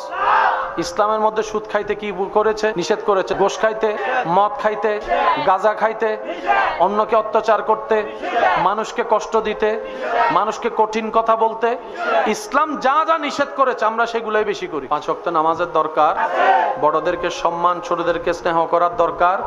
আজকে থেকে আপনি আমি গুনাহ থেকে বাঁচার চেষ্টা করব। সবাই বলি ইনশাআল্লাহ। যে হক পায় তাকে হক দিয়ে দেওয়ার চেষ্টা করব। জায়গা পাইলে জায়গা, টাকা পাইলে টাকা, যদি দেওয়ার সামর্থ্য না থাকে সামনাসামনি গিয়ে অন্তত মাপ চেয়ে নেবেন। কারণ দুনিয়াতে মাপ পাওয়া যত সহজ, আসলে মাপ পাওয়া তার চাইতে 1000 গুণ বেশি কঠিন। আল্লাহ তাআলা আমাদেরকে একটা ধর্ম দান করেছেন দয়া করে। সেই ধর্মের নাম সবাই একটু আওয়াজ দিয়ে বলুন তো, সেই ধর্মের নাম কি? ইসলাম ধর্ম কি? ইসলাম ধর্ম কেন? এটার উপকার কি? কয়টা কথা? একটা কথা মাথায় রাখবেন, মনে রাখবেন, ধর্ম সাজিয়ে দিয়েছেন আল্লাহ কাদের জন্য? উত্তর, মানুষের জন্য। কি লাভ এতে? এটা যদি মানুষ নিতে পারে, নেওয়ার মতো, পালন করতে পারে, পালন করার মতো, তাহলে সে মানুষের জন্য কল্যাণ হবে দুনিয়ার জীবনে এবং আখিরাতের জীবনে। সুবহানাল্লাহ। আল্লাহ তাআলা আমাদের সবাইকে নবীর ওয়াফাদার উম্মত হয়ে কবরে যাওয়ার তৌফিক দান করুন। শত ব্যস্ততার ভিতরে রিজিক দাতার দরবারে শুকরিয়া আদায় করার জন্য 5 ওয়াক্তে 5 বার নামাজের মাধ্যমে সিজদা দেওয়ার আল্লাহ তৌফিক দান করুন। আল্লাহ তাআলা আমাদের সবার হৃদয়ে শান্তি দান করুন, প্রত্যেকটা পরিবারে শান্তি দান করুন। কা কোই সানি নেহি वो नबी हमारा है जिसका कोई सानी नहीं वो नबी हमारा है मुस्तफा की अज़मत का हद ही ना किनारा है যার কোনো তুলনা নাই ওই নবী আমাদের নবী। বড় করে বলেন সুবহানাল্লাহ। তাআলা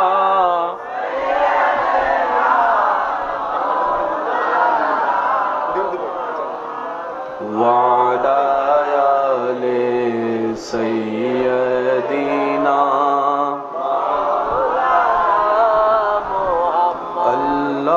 তুমি দয়া করো, নসিব করো মদিনা, সেই মদিনা না দেখায়া কবরেতে নিও না। আল্লাহুম্মা সাল্লি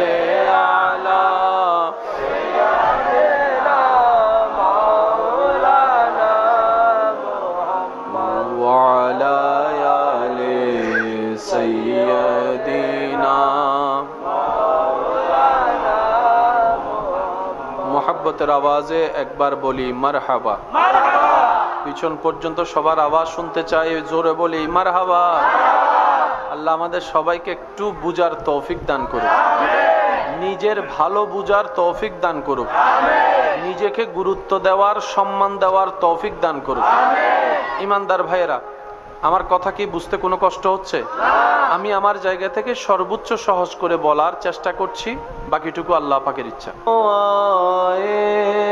মোহাম্মদ ইসলাম জিন্দা হো গয়ে জগ মে জব আয়ে মোহাম্মদ ইসলাম জিন্দা भूतों ने सब कलमा पढ़ा काफिर मुसलमान हो गए जग में जब आए मोहम्मद इस्लाम जिंदा हो गए। अल्लाहुम्मा सल्ले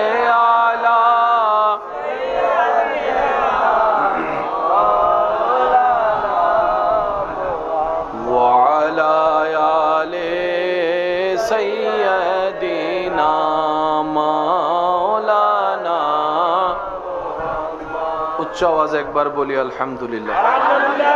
আল্লাহ তাআলা আমাদের সবাইকে ইসলামের আদেশ নিষেধ মানার, চলার তৌফিক দান করুন। রব বলে, বান্দা সারাদিনে সবার কথা মনে করার টাইম পাস, শুধু আমারে ভুলে যাস তুই। আমার জমিনে থাকস, আমার দেওয়া রিজিক খাস, আমার দেওয়া নিঃশ্বাস নিয়ে চলস তুই। আমার পক্ষ থেকে মুয়াজ্জিন আমার নাম ধরে ডাকে, তুই একটু আমার দরবারে হাজিরা দেওয়ার টাইম পাস না। এই পৃথিবীতে যতদিন থাকবেন যতজনের উপকার করবেন, উপকার করার আগে মনে মনে চিন্তা করবেন সে আমাকে একদিন লাথি মারবে এই সুযোগ পেলে। আপনি যারই উপকার করবেন এটা মাথায় বসায় ফেলেন, সে সুযোগ পেলে পিছনে পিঠে দ্বিধাবোধ করবে। যাকে আপনি গর্ত থেকে টেনে তুলবেন হাত দিয়ে, সে একদিন আপনাকে ল্যাং মেরে গর্তে ফেলার চেষ্টা করবেই করবে। কারণ এটা পৃথিবী, এটা দুনিয়া, এটা জান্নাত নয়। দুনিয়াতে চিরস্থায়ী সুখ বলতে কোনো শব্দ নাই, দুনিয়াতে চিরস্থায়ী শান্তি বলে কোনো শব্দ নাই। সেজন্য মুমিনরা বড় বুদ্ধিমান। মুমিনরা বলে, কান্না করি আর হাস, দুনিয়ার টাইম তো চলে যাচ্ছেই যাবে, আমি দৌড়াই আর এক জায়গায় বসে থাকি, সকাল তো রাত হবে, এটার তো শেষ আছে, ওটার তো শেষ নাই। সুতরাং এই দুনিয়ার জীবন আমি সহ্য করে, ধৈর্য ধরে, শুকরিয়া করে, কোন রকম কাটাই ফেলে ইবাদত করে, ঈমানটা ঠিক রেখে আল্লাহ তাআলা আমাকে হাসরের ময়দানে পরকালীন জীবনে এমন নিয়ামত দান করবেন যেটার কোনো শেষ নাই, সেটার কোনো শেষ নাই, যে নিয়ামতের সুখের শান্তির কোনো অভাব নাই। সুবহানাল্লাহ। বোকারা দুনিয়া নিয়ে ভাবে, বুদ্ধিমানরা আখিরাত নিয়ে ভাবে। বোকারা দুনিয়ার জমায়, বুদ্ধিমানরা আখিরাতের জমায়। যিনি সময় দিয়েছেন সে রবের দরবারে সময় দিতে অনেক সময় মসজিদে গেলে দেখবেন অনেকেই 5-10 মিনিট একটু ইমাম সাহেব দেরি করলে কোনো কারণে অনেকেই ঘড়ি দেখে, অনেকেই দেওয়াল ঘড়ি দেখে, অনেকে আবার কাশি দিয়ে সিগন্যাল দেয়, হুজুর টাইম হয়ে গেছে। কি ব্যর্থতা আপনার আমার জন্য। রবকে খুশি করতে নিজের উপকারে গিয়েছি, সেখানেও টাইম দেখে হিসাব করছি। মনে রাখবেন, আপনি আমি যেরকম সময় দেখে হিসাব করে করে রবকে সময় দেওয়ার চেষ্টা করি, রব যদি এরকম সময়ের হিসাব নেওয়া শুরু করে, সব শেষ হয়ে যাবে, আপনি আমি পার পাওয়ার কোনো সুযোগ। রব বলে নাই আমাকে দে, রব বলে যে ক্ষুধার্ত কে আছে খুঁজে দেখ, আমার ক্ষুধার্ত বান্দাকে খাবার দে। কে তৃষ্ণার্ত আছে, বুকে তৃষ্ণা, খুঁজে দেখ বান্দা, আমার তৃষ্ণার্ত বান্দাকে একটু পানির ব্যবস্থা করে দে। একটু দেখ না তোর চোখটা খুলে, কে আছে তোর প্রতিবেশীর ভিতরে যার ঘরে কোনো বাজার নাই, একটু বাজারের ব্যবস্থা করে দে। একটু খোঁজ নে না কার চোখ থেকে পানি পড়ছে, সান্ত্বনা দেওয়ার কেউ নাই, একটু পাশে দাঁড়া, সান্ত্বনার ব্যবস্থা করে দে। বান্দারে একটু খুঁজে দে কে আছে অসুস্থ, একটু সেবার ব্যবস্থা কর, আমি আল্লাহ খুশি হয়ে যাব। রব বলে, মনে রাখিস বান্দা, তুই আমার বান্দার জন্য, সৃষ্টির জন্য যা করবি সব আমি রবের জন্য করা হয়ে যাবে। সুবহানাল্লাহ। দুনিয়ার কষ্ট অনেক বিশাল মনে হয়, কিন্তু যখন মরণের কষ্ট অনুভব হওয়া শুরু হবে, তখন সারা দুনিয়ার সবার কষ্ট আপনার কাছে কিঞ্চিত পরিমাণও কষ্ট মনে হবে না। মৃত্যু এত ভয়ানক, মৃত্যু সমস্ত কষ্টের লেভেলের বাহিরের কষ্ট। সেখানে যদি রবের রহমত না থাকে, ওই কষ্ট থেকে বাঁচার কোনো সুযোগ। যিনি সময় দিয়েছেন, মন ভরে ওনার জন্য সময় দেন, উনি আপনার সময়ও বরকত দিবে, রিজিকে তো বরকত দিবে, হাসরের ময়দানে আপনার রাস্তাও সহজ করে দিবেন। সুবহানাল্লাহ। ব্যস্ততা কার নাই? সবার আছে, সবারই আপন আপন জায়গায় কোনো না কোনো ব্যস্ততা। তবে আমি অনুরোধ করব, এই দুনিয়াতে থেকে একবার চলে গেলে কি আর আসা যাবে? এই দুনিয়ার যে মা বাবা পেয়েছি, সেই মা বাবা কি আর পাওয়া যাবে? স্ত্রী স্বামী কি আর পাওয়া যাবে? সন্তানদেরকে নিয়ে কি খেলা আর যাবে? এই দুনিয়ার আনন্দ নিয়ামত উপভোগ করার আর কোনো সুযোগ হবে না। সেজন্য অনুরোধ রাখবো সবার কাছে, হাজারো ব্যস্ততার ভিতরে কিছু সময় নিজের জন্য, পরিবারের জন্য বের করার চেষ্টা করবেন। কিছু সময় নিজেকে চিনার জন্য সময় দেওয়ার চেষ্টা করবেন। একাকিত্ব থাকার চেষ্টা করবেন। একাকীভাবে নিজেকে প্রশ্ন করার চেষ্টা করবেন, আমার কোন কোন দিকে কমতি আছে যেগুলো শুধরাইলে আমি আল্লাহর প্রিয় বান্দা হতে পারবো। সুবহানাল্লাহ। একটু সময় দিবেন নিজের রাগ কন্ট্রোল করার জন্য, একটু সময় দিবেন নিজের অভিযোগকে মিঠানোর জন্য, একটু সময় দিবেন নিজেকে আফসোস থেকে বের করে আনার জন্য, একটু সময় দিবেন রবের দরবারে শুকরিয়া করে রবকে খুশি করার জন্য। সুবহানাল্লাহ। কারণ সময় দাতাকে যদি আপনি খুশি করতে পারেন, সময়ে বরকত এনে দিবেন কে? আর আমাদের সবার সময়ের মধ্যে বরকতের দরকার।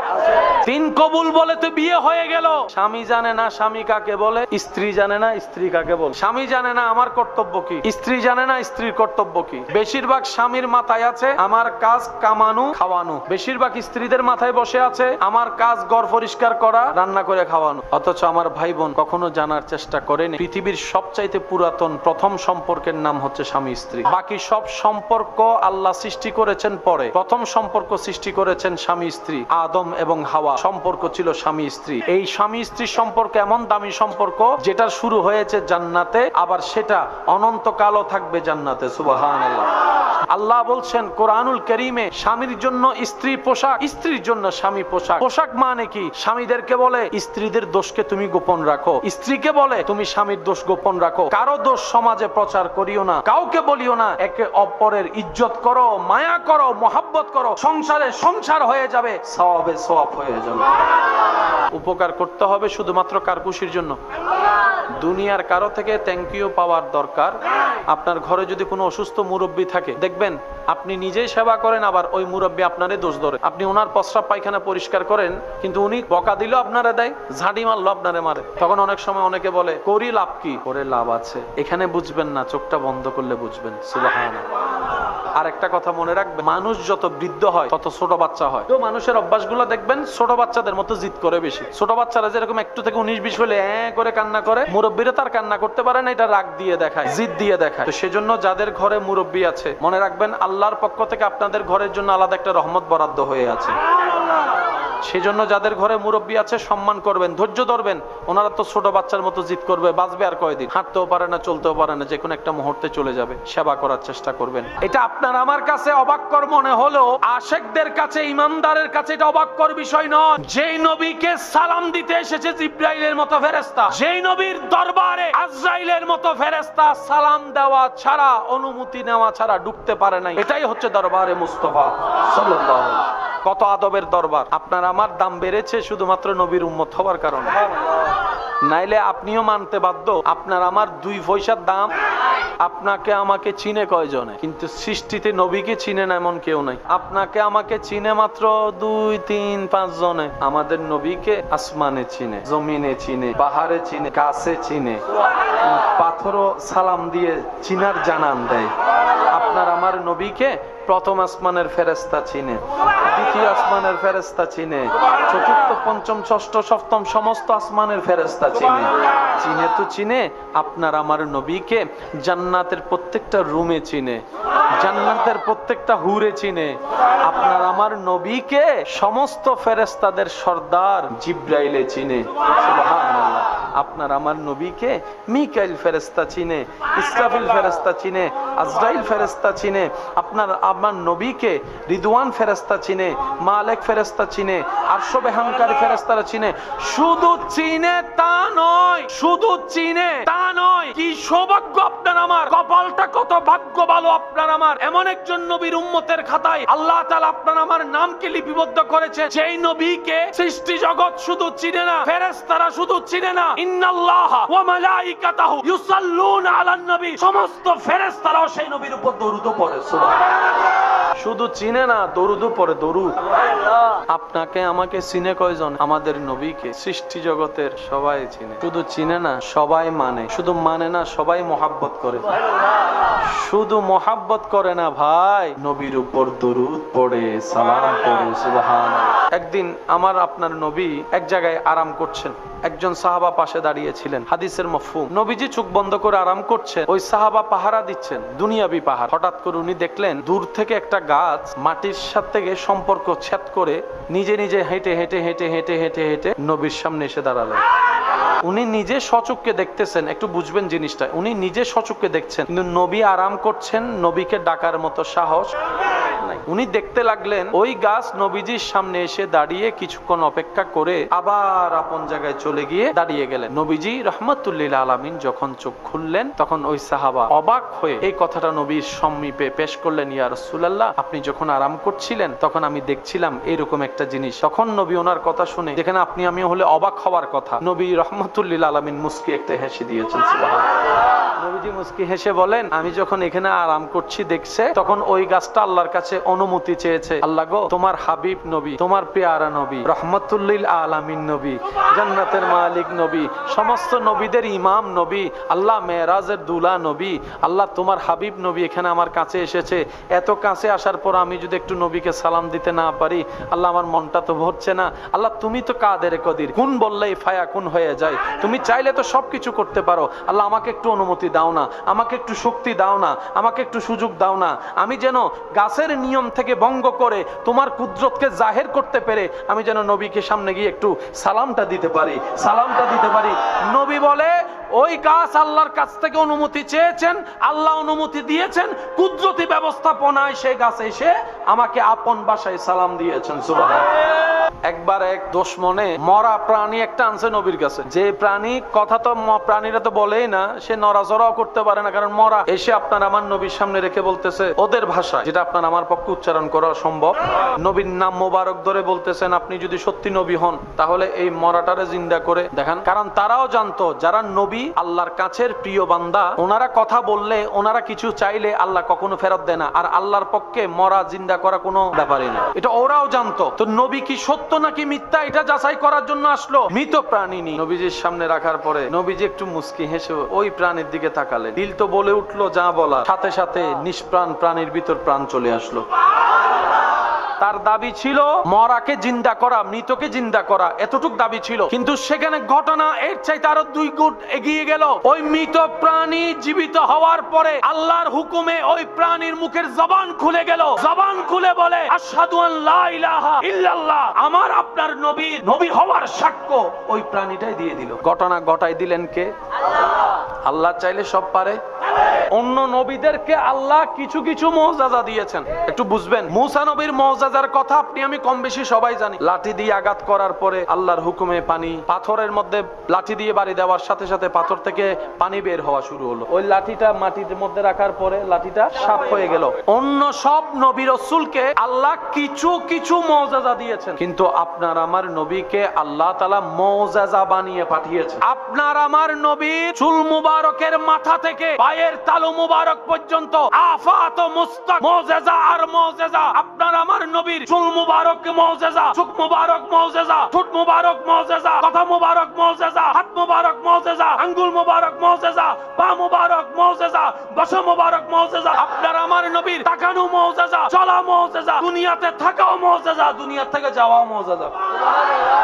নবীজির সাথে সাহাবায়ে কেরাম যুদ্ধ থেকে ফিরছেন, এক জায়গায় আরাম করছেন। যতজন সাহাবা ছিল ওনাদের খাবার পানি আর অজুর পানির দরকার আছে না নাই? কিন্তু সাহাবা অনুযায়ী ওই কাফেলায় পরিপূর্ণ পানি। তো সাহাবায়ে কেরাম এসে নবীজির দরবারে নবীজির কদমে আরজ রাখলেন, ইয়া রাসূলুল্লাহ, আমরা যতজন আছি অজু তো দূরের কথা, সবার খাবার পানিও আমাদের কাছে, এখন আমরা কি করব? রাসূল পাক সাল্লাল্লাহু আলাইহি ওয়াসাল্লাম বললেন, আমার সাহাবারা পানির বাটিটা নিয়ে আসো, যে পাত্রে পানি আছে ওই বাটিটা নিয়ে আসো। নবীজির হুকুমে বাটি নিয়ে আসা হলো। আপনার আমার নবী নবুয়তের হাত ওই বাটিতে রাখলেন। বাটিতে পানির পাত্রে আল্লাহর হুকুমে নবী রাহমাতুল লিল আলামিন হাত রাখার সাথে সাথে নবীজির আঙ্গুল মোবারক থেকে পানি বের হওয়া শুরু হলো। এবার সাহাবায়ে কেরামকে নবী বললেন, পানি নিতে থাকো, কার কতটুক পানি দরকার নাও, যা আছে ভরে নাও, বোতল ভরে নাও, পানির পাত্র ভরে নাও, পানি ভরে নাও, যা আছে খাও খাও খাও। পানি বের হতে আছে, বের হতে আছে, বের হতে আছে।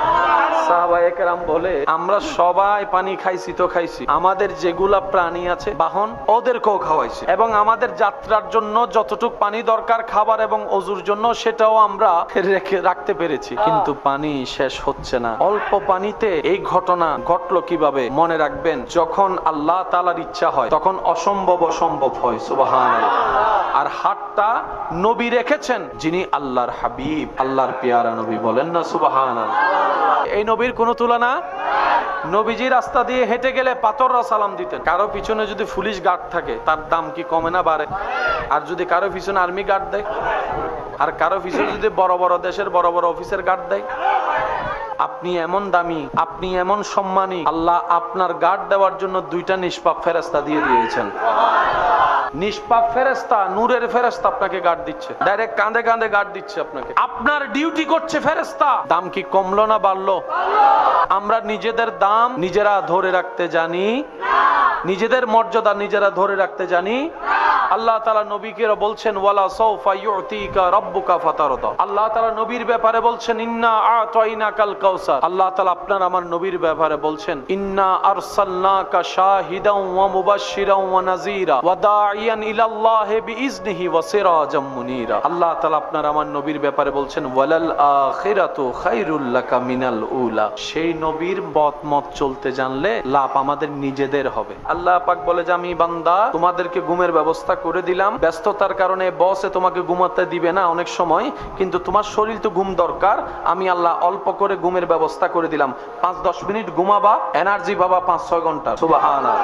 আল্লাহ তাআলা বলে সারাদিন পরিশ্রম করলে তোমার এনার্জির জন্য ঘুমের দরকার, আর ঘুমের জন্য আমি আল্লাহ রাত ব্যবস্থা করে দিয়েছি। এই রাতের ঘুমটা তুমি তোমার নিয়মে ঘুমালে ঘুম হয়ে যাবে, কিন্তু আমি রবের দেওয়া নিয়মে যদি তুমি ঘুমাও, তোমার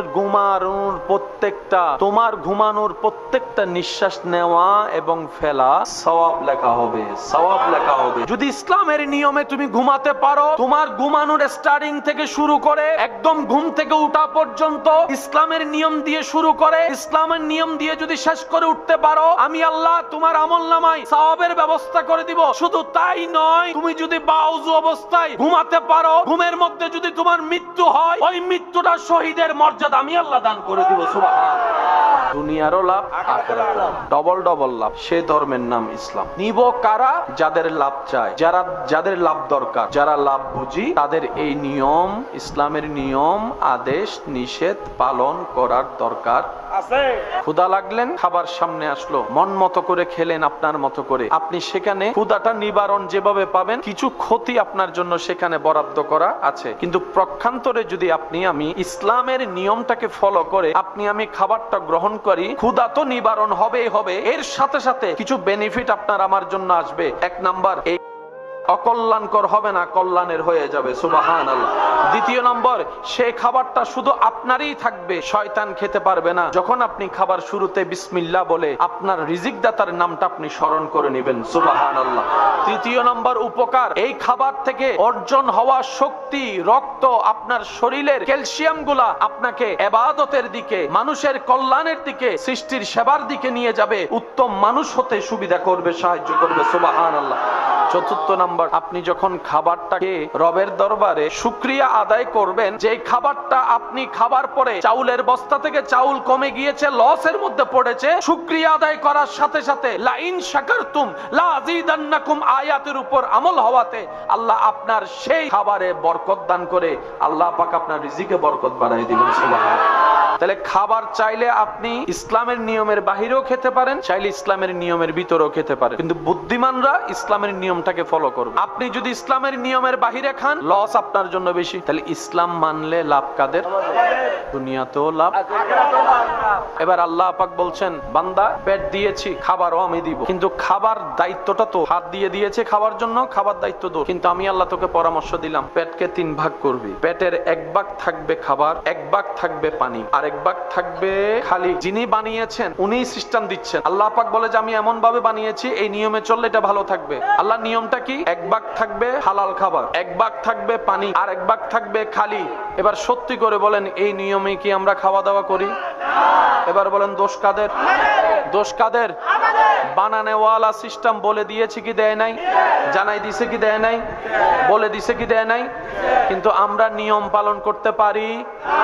আমরা কি করি? 3 ভাগের 2 ভাগেই আবার সেটাকে লোড করে পানি দিয়ে। রমজান মাস হচ্ছে শরীর সুস্থ করার সবচাইতে বড় ওষুধ, কিন্তু আমরা বোকারা সেই সুযোগও নিতে পারি না। সারাদিন উপবাস থেকে শরীরের যত লাভ করি, ইফতারের সময় অনেকে তো নামাজ পর্যন্ত পড়তে পারে না ইফতার করে। এবার বলেন, লাভ করছি না লস করছি? যিনি শরীর বানিয়েছেন উনি নিয়ম দিয়ে দিয়েছেন। সেজন্য দেখবেন অসুস্থ হলে সুস্থতার জন্য ওষুধ যেমন খেতে হয়, ডাক্তার সাহেব ওষুধের কিছু নিয়মও করে দেয়। এটা খাবার এতক্ষণ আগে, এটা খাবার এতক্ষণ পরে। ব্যাপার কি? কারণ ওই মেডিসিনের সাথে খাবার আগে পরের একটা সম্পর্ক আছে। আপনাকে ওষুধ দেওয়ার আগে ডাক্তার মহোদয় আপনার বয়স জিজ্ঞেস করে, কেন? এই বয়সের সাথে ওষুধের এমজির সম্পর্ক আছে। অনেকেই অ্যান্টিবায়োটিক নেয় কিন্তু সম্পূর্ণ কোর্স শেষ করে না। ডাক্তার যেহেতু বলেছেন 6 দিন খেতে হবে, 7 দিন খেতে হবে, তার মানে উনি বুঝে শুনেই তো বলেছে। আমাদের অনেকের এই বদ অভ্যাসটা আছে, ওই 1 দিন 2 দিন 3 দিন খাওয়ার পরে যদি একটু ভালো লাগা শুরু করে, ওষুধ বন্ধ করে দেয়।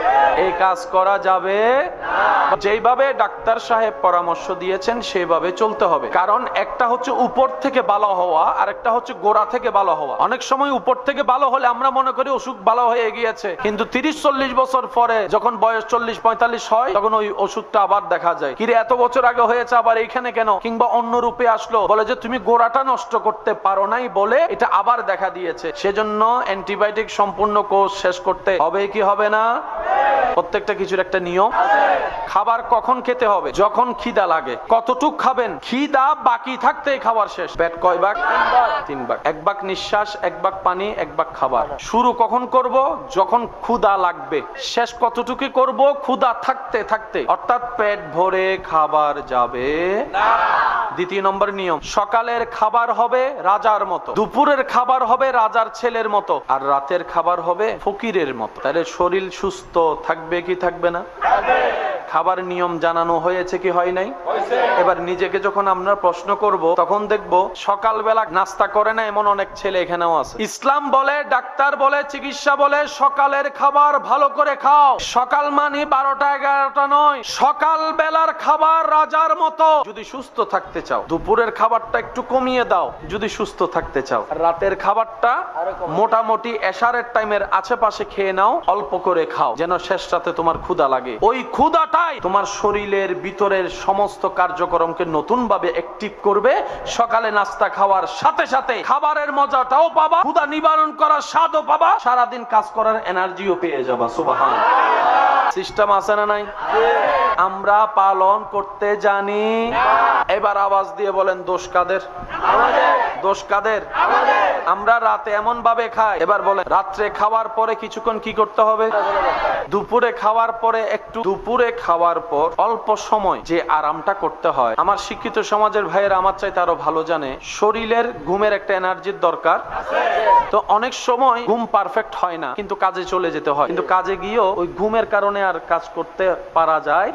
তখন ওই ব্যক্তিরা একটা ঘুম ঘুমায়, যে ঘুমটা হয় 3-4 মিনিট, 5 মিনিট, 10 মিনিটের, কিন্তু সেই ঘুমটা ঘুম থেকে উঠার পরে মনে হয় যেন 4-5 ঘন্টা ঘুমাইছি। অনেকে চেয়ারে বসে ঘুমায় না, অনেকে দেখবেন টেবিলের উপর হাত রেখে একটু ঘুমায়, কাস্টমার আসলে আবার উঠে যায়। এই 5-10 মিনিটের ঘুমে শরীরকে নতুন ভাবে রেস্টার করে। চিকিৎসা বিজ্ঞানের ভাষায় এটাকে বলা হয় পাওয়ার ন্যাপ। একই ঘুমের কথা 1450 বছর আগে আল্লাহ নবীকে দিয়ে জানাই দিয়েছে। ওই ঘুমকে বলা হয় দুপুরের পরে, খাবারের পরে কাইলুলা ঘুম। সুবহানাল্লাহ।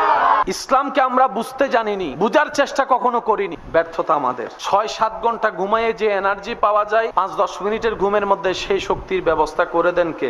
আল্লাহ। ডাক্তারের কাছে গেলে ডাক্তারে বেশি বেশি কি খাইতে বলে? ইসলাম সেটাকে হ্যাঁ বলে যেটার মধ্যে আছে মানুষের জন্য কল্যাণ। ইসলাম সেটাকে না বলে যেখানে মানুষের মধ্যে কোনো কল্যাণ নাই, সেখানে ইসলাম কখনো পারমিশন দেয় না। আমি আমার যুবক ভাইদেরকে অনুরোধ করব, ইসলামের যে কোনো সাবজেক্ট আপনি ধরবেন, ইসলামকে প্রশ্ন করবেন আপনার জীবন সম্পর্কে, প্রত্যেকটা প্রশ্নের উত্তর ইসলাম দিয়ে দিবে। সুবহানাল্লাহ। লাভ কি কমতেছে না বাড়তেছে?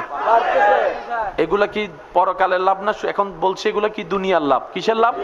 এবার আপনার শুধু ইসলামিক নিয়মে খাওয়ার কারণে এই খাবারটা পরকালীন সওয়াব হয়ে গিয়েছে। তা আমরা তো বুদ্ধিমান মানুষ, নিজেদেরকে দাবি করি লস হওয়ার দরকার কি? লসে যাব কেন? লসে নিব কেন? লস তো করার দরকার। আমরা তো বুদ্ধিমান, আমরা তো লাভটাই না চাইবো। ইসলাম হচ্ছে লাভে ভরপুর, কিন্তু ফ্রিতে পেয়ে গিয়েছি তো, মায়ের কুল থেকে পড়ে আজান শুনেছি তো, যার কারণে ইসলামের মূল্যায়ন আপনার আমার কাছে নাই। কিন্তু যারা নিজের জান বাজি রেখে হাজারো দ্বিধাদ্বন্দ্বের ভিতর থেকে ইসলামকে সত্য প্রমাণ পেয়ে ইসলাম গ্রহণ করেছে, ইসলাম গ্রহণ করার কারণে অন্যদের হাতে অত্যাচারের শিকার হয়েছে সাহাবায়ে কেরাম, ওনাদের কাছে ইসলামের মর্মটা ছিল সেই রকম, সেই লেভেলের, কারণ ওনারা ইসলামটা কষ্ট করে অর্জন করে ধরে রেখেছিল। সুবহানাল্লাহ। পারবো না জানি, রবকে খুশি করার মতো আমল নিয়ে কবরে যাওয়ার মতো আপনি আমি কেউ পারবো না, অন্তত চেষ্টা তো করতে পারি। আপনি আমি থাকলেও ইসলাম থাকবে, আপনি আমি না থাকলেও ইসলাম থাকবে। ইসলাম কখনো মানুষের ধার ধারে না। মনে রাখবেন, এই ইসলাম কোনো নতুন ধর্ম নয়। এই ইসলাম শুরু হয়েছে আদম নবী থেকে, পরিপূর্ণ হয়েছে আমাদের নবীর বেলায় এসে। পৃথিবীর সর্বপ্রথম ধর্মের নাম ইসলাম, কারণ পৃথিবীতে আদম নবীর আগে আর কেউ ছিল না। ওই আদম নবীর যেটা সেটাই তো প্রথম। আদম নবীকে জিজ্ঞেস করেন, উনি বলবে লা ইলাহা ইল্লাল্লাহ। সুবহানাল্লাহ। ওই ইসলামের জগতে সময়ে সময়ে যুগে যুগে আল্লাহ তাআলা হিকমতে পৃথিবীর ধারে, পৃথিবীর বুকে নবী রাসূলকে পাঠিয়েছেন। সেই ধারাবাহিকতায় আস্তে আস্তে আস্তে আস্তে আস্তে সবার শেষে তিনিই এসেছেন। সবার শেষে আল্লাহ ওনাকেই পাঠিয়েছেন, যিনি সমস্ত নবীদের ইমাম, সরতাজ। সুবহানাল্লাহ। ভাগ্য গুণে যে নবীর উম্মতের খাতায় আপনার আমার মতো গুনাহগার উম্মতের নাম লেখা হয়েছে। সেই নবী কেমন? যার কদম জমিনে হাত বাড়িয়ে দিলে হাত চলে যেত জান্নাতের বাগানে। যার শান সম্পর্কে কোরআন কথা বলে। পৃথিবীতে কোরআনের চাইতে দামি কোনো কিতাব সেই কোরআন যার শান ও মান নিয়ে কথা বলে উনি হচ্ছেন আপনার আমার নবী রাহমাতুল লিল আলামিন। আমরা বলি এত বিশাল আকাশচুম্বী সম্মান উনার, নবী এমন একজন আল্লাহর সৃষ্টি, আল্লাহর হাবিব, যাকে আল্লাহ তাআলা সবকিছুর মধ্যে সৃষ্টি জগতে সবচাইতে বেশি সম্মানিত করেছেন, তিনি আপনার আমার নবী রাহমাতুল লিল আলামিন। যে নবীর কোনো তুলনা, যে নবীর কোনো মেসাল, যে নবীর কোনো উপমা, সর্বদিকে আল্লাহ পাক যাকে শ্রেষ্ঠ বানিয়েছে, কিন্তু আমরা বুঝতে পারি না। সে বুঝার জ্ঞান আমাদের, সেই ঢুক পর্যন্ত যাওয়ার বুঝ আমাদের। কোরআন যার প্রশংসা করে তিনি আপনার আমার নবী রাহমাতুল লিল আলামিন। আল্লাহ যাকে বানিয়েছেন সবার আগে, পাঠিয়েছেন সবার, এগুলো বুঝার মতো বিষয়, যেগুলো বুঝলে মনে বসলে আপনার ঈমান শক্ত হবে। শয়তান ঈমান চুরি করার জন্য সর্বদা প্রস্তুত। সে যেহেতু চুরি করতে প্রস্তুত, আমাদেরকে হেফাজত করার জন্য প্রস্তুত থাকতে হবে। কারণ মুসলমানের কাছে ঈমানের চাইতে দামি কোনো সম্পদ নবী রাহমাতুল লিল আলামিন সর্বগুণে সৃষ্টিতে আল্লাহ পাক ওনাকে গুণান্বিত করেছেন। সৌন্দর্যের ভিতরে আমাদের নবীর সাথে তুলনা দেওয়ার মতো কেউ, জ্ঞানে আপনার আমার নবীর সাথে তুলনা দেওয়ার মতো কেউ, আওয়াজে আপনার আমার নবীর সাথে তুলনা দেওয়ার মতো কেউ, সর্বদিকে এক কথায় শেষ, সর্বদিকে। আমরা কি রকম বোকা জানেন? আচ্ছা, টাকা ধার নিয়ে টাকা দিচ্ছি না, সে টাকা কি নিয়ে কবরে যেতে পারবো? জমিন নিয়ে, জামিলা জমিন নিয়ে কি কবরে যেতে পারবো? তো কোনো কিছু নিয়ে তো কবরে যেতে পারছি না, তো খামাখা নিজের পায়ে নিজে কোরাল মেরে লাভ কি? আপনি আমি 2 নম্বরই করে কামাইলাম, পরবর্তী প্রজন্মরা খাবে, আমি তো আর খেতে পারবো না। 5 তলা বিল্ডিং আপনি বানাইছেন, থাকতে পারবেন না, ছেলে মেয়েরা থাকবে, আর যদি ভাগ্য খারাপ হয় সেটা এখান থেকে অনেকে ওদেরকে বের করে দিবে, অন্যরা দখল করে নিবে, তখন কি করবেন? সেজন্য জিম্মাদারিটা রাখতে হবে কার কাছে? আল্লাহ যদি জাহান্নামে দেয় আমাদেরকে, আমরা নিজেদের দোষে। ইসলাম কত সুন্দর সম্পত্তি বন্টনের ব্যাপারে, দেশীয় আইন আছে না নাই? কিন্তু ইসলামের ফরায়েজও, ইসলামের মধ্যে ফরায়েজও, আমরা বেশিরভাগ মানুষ ফরায়েজ দিয়ে সম্পত্তি বন্টন করতে জানি না, যার কারণে বরকত হারাই ফেলি। বছরে একবার সম্পদের নির্দিষ্ট পরিমাণের উপর কি দিতে হয়? যাকাত। যাকাত দিলে সম্পদ পবিত্র হয়। পবিত্র হয় মানে আপনার সম্পদে বরকত হবে, আপনার পরবর্তী প্রজন্ম আরো ডবল সম্পদের মালিক হবে। এটা একটা ট্যাক্স যেটা আল্লাহর কাছে জমা থাকে। মনে রাখবেন, আল্লাহর জন্য কেউ যা করবে, যা যতটুকু করবে, সর্বনিম্ন 10 গুণ বেশি পাবে, সর্বোচ্চ 700 গুণ বেশি পাবে, আর এর উপরে যারে বেগাইরে হিসাব আল্লাহ তাকে দান করবেন। আপনার জীবনেই কি শেষ, নাকি ছেলে মেয়ের জীবন আছে? ছেলে মেয়ের জীবনেই শেষ, নাকি নাতি নাতনি আছে? এগুলা আস্তে আস্তে আপনার থেকে নাতি নাতনি আস্তে আস্তে কত সরকার আসবে, কত সরকার যাবে, কিন্তু আসল মালিক তো সব সময় থাকবে। সেজন্য অ্যাকাউন্ট একটা রবের কাছে করবেন। এই অ্যাকাউন্টের খবর আপনি এবং আপনার রব ছাড়া জানে কেউ না জানে। এই অ্যাকাউন্টে টাকা জমাবেন কিভাবে? রাস্তা আল্লাহ আপনাকে যা দিয়েছেন সেখান থেকে আপনি দিয়ে দিলেন, জমা হয়ে গেছে। এদিকে দুনিয়াবি হিসেবে তার পেটও ভরার টাকা পেয়েছে, ওদিকে আপনারটা 10 টাকাটা ওখানে 10 গুণ বেশি হয়ে অথবা 700 গুণ বেশি ওখানে জমা হয়ে গেছে। মসজিদ মাদ্রাসায় যতটুকু পারবেন গোপনে দান করবেন। প্রতিবেশীকে, গরিব আছে, অসহায় আছে, তাকে দান করবেন। অসুস্থ কোথায় আছে খুঁজে তাকে দান করবেন। অভাবী কে আছে খুঁজে তাকে বাজারের ব্যবস্থা করে দিবেন। যা করবেন আল্লাহ আপনাকে যা ইনকাম দিবে সেখান থেকে গোপনে গোপনে গোপনে গোপনে, মনে রাখবেন 10 টাকা দিবেন, সর্বনিম্ন 10 গুণ বেশি পাবেন। জমা হচ্ছে কার কাছে? বলেন না কার কাছে?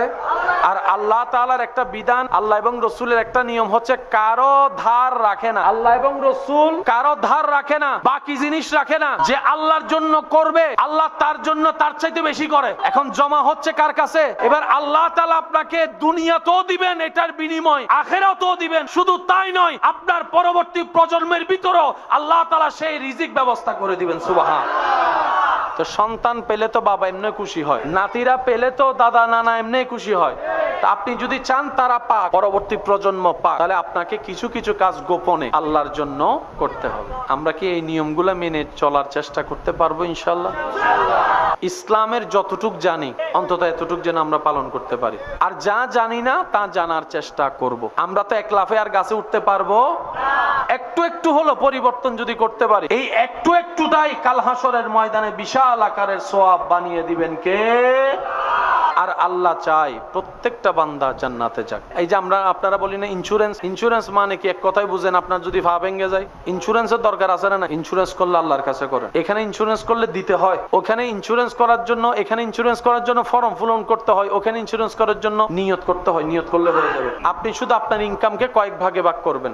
হালাল ইনকামকে মা বাবার জন্য রাখবেন, স্ত্রী সন্তানের জন্য রাখবেন, প্রতিবেশীদের জন্য রাখবেন, আল্লাহর রাস্তার জন্য কিছু রাখবেন। আপনি যা ওখানে ইনভেস্ট করবেন, সন্তানের জন্য, স্ত্রীর জন্য, পরিবারের জন্য, মা বাবার জন্য, আত্মীয় স্বজনের জন্য, আল্লাহর রাস্তায় দিন যেগুলো ইসলামিক কাজ আছে এগুলোর জন্য, সবকিছু জমা হবে ওখানে। এবার আপনি দিচ্ছেন আপনার স্ত্রীকে, এটা আপনার স্ত্রী, কিন্তু জমা হচ্ছে ওখানে। এবার বলেন লাভ কি একটু নাকি ডবল লাভ?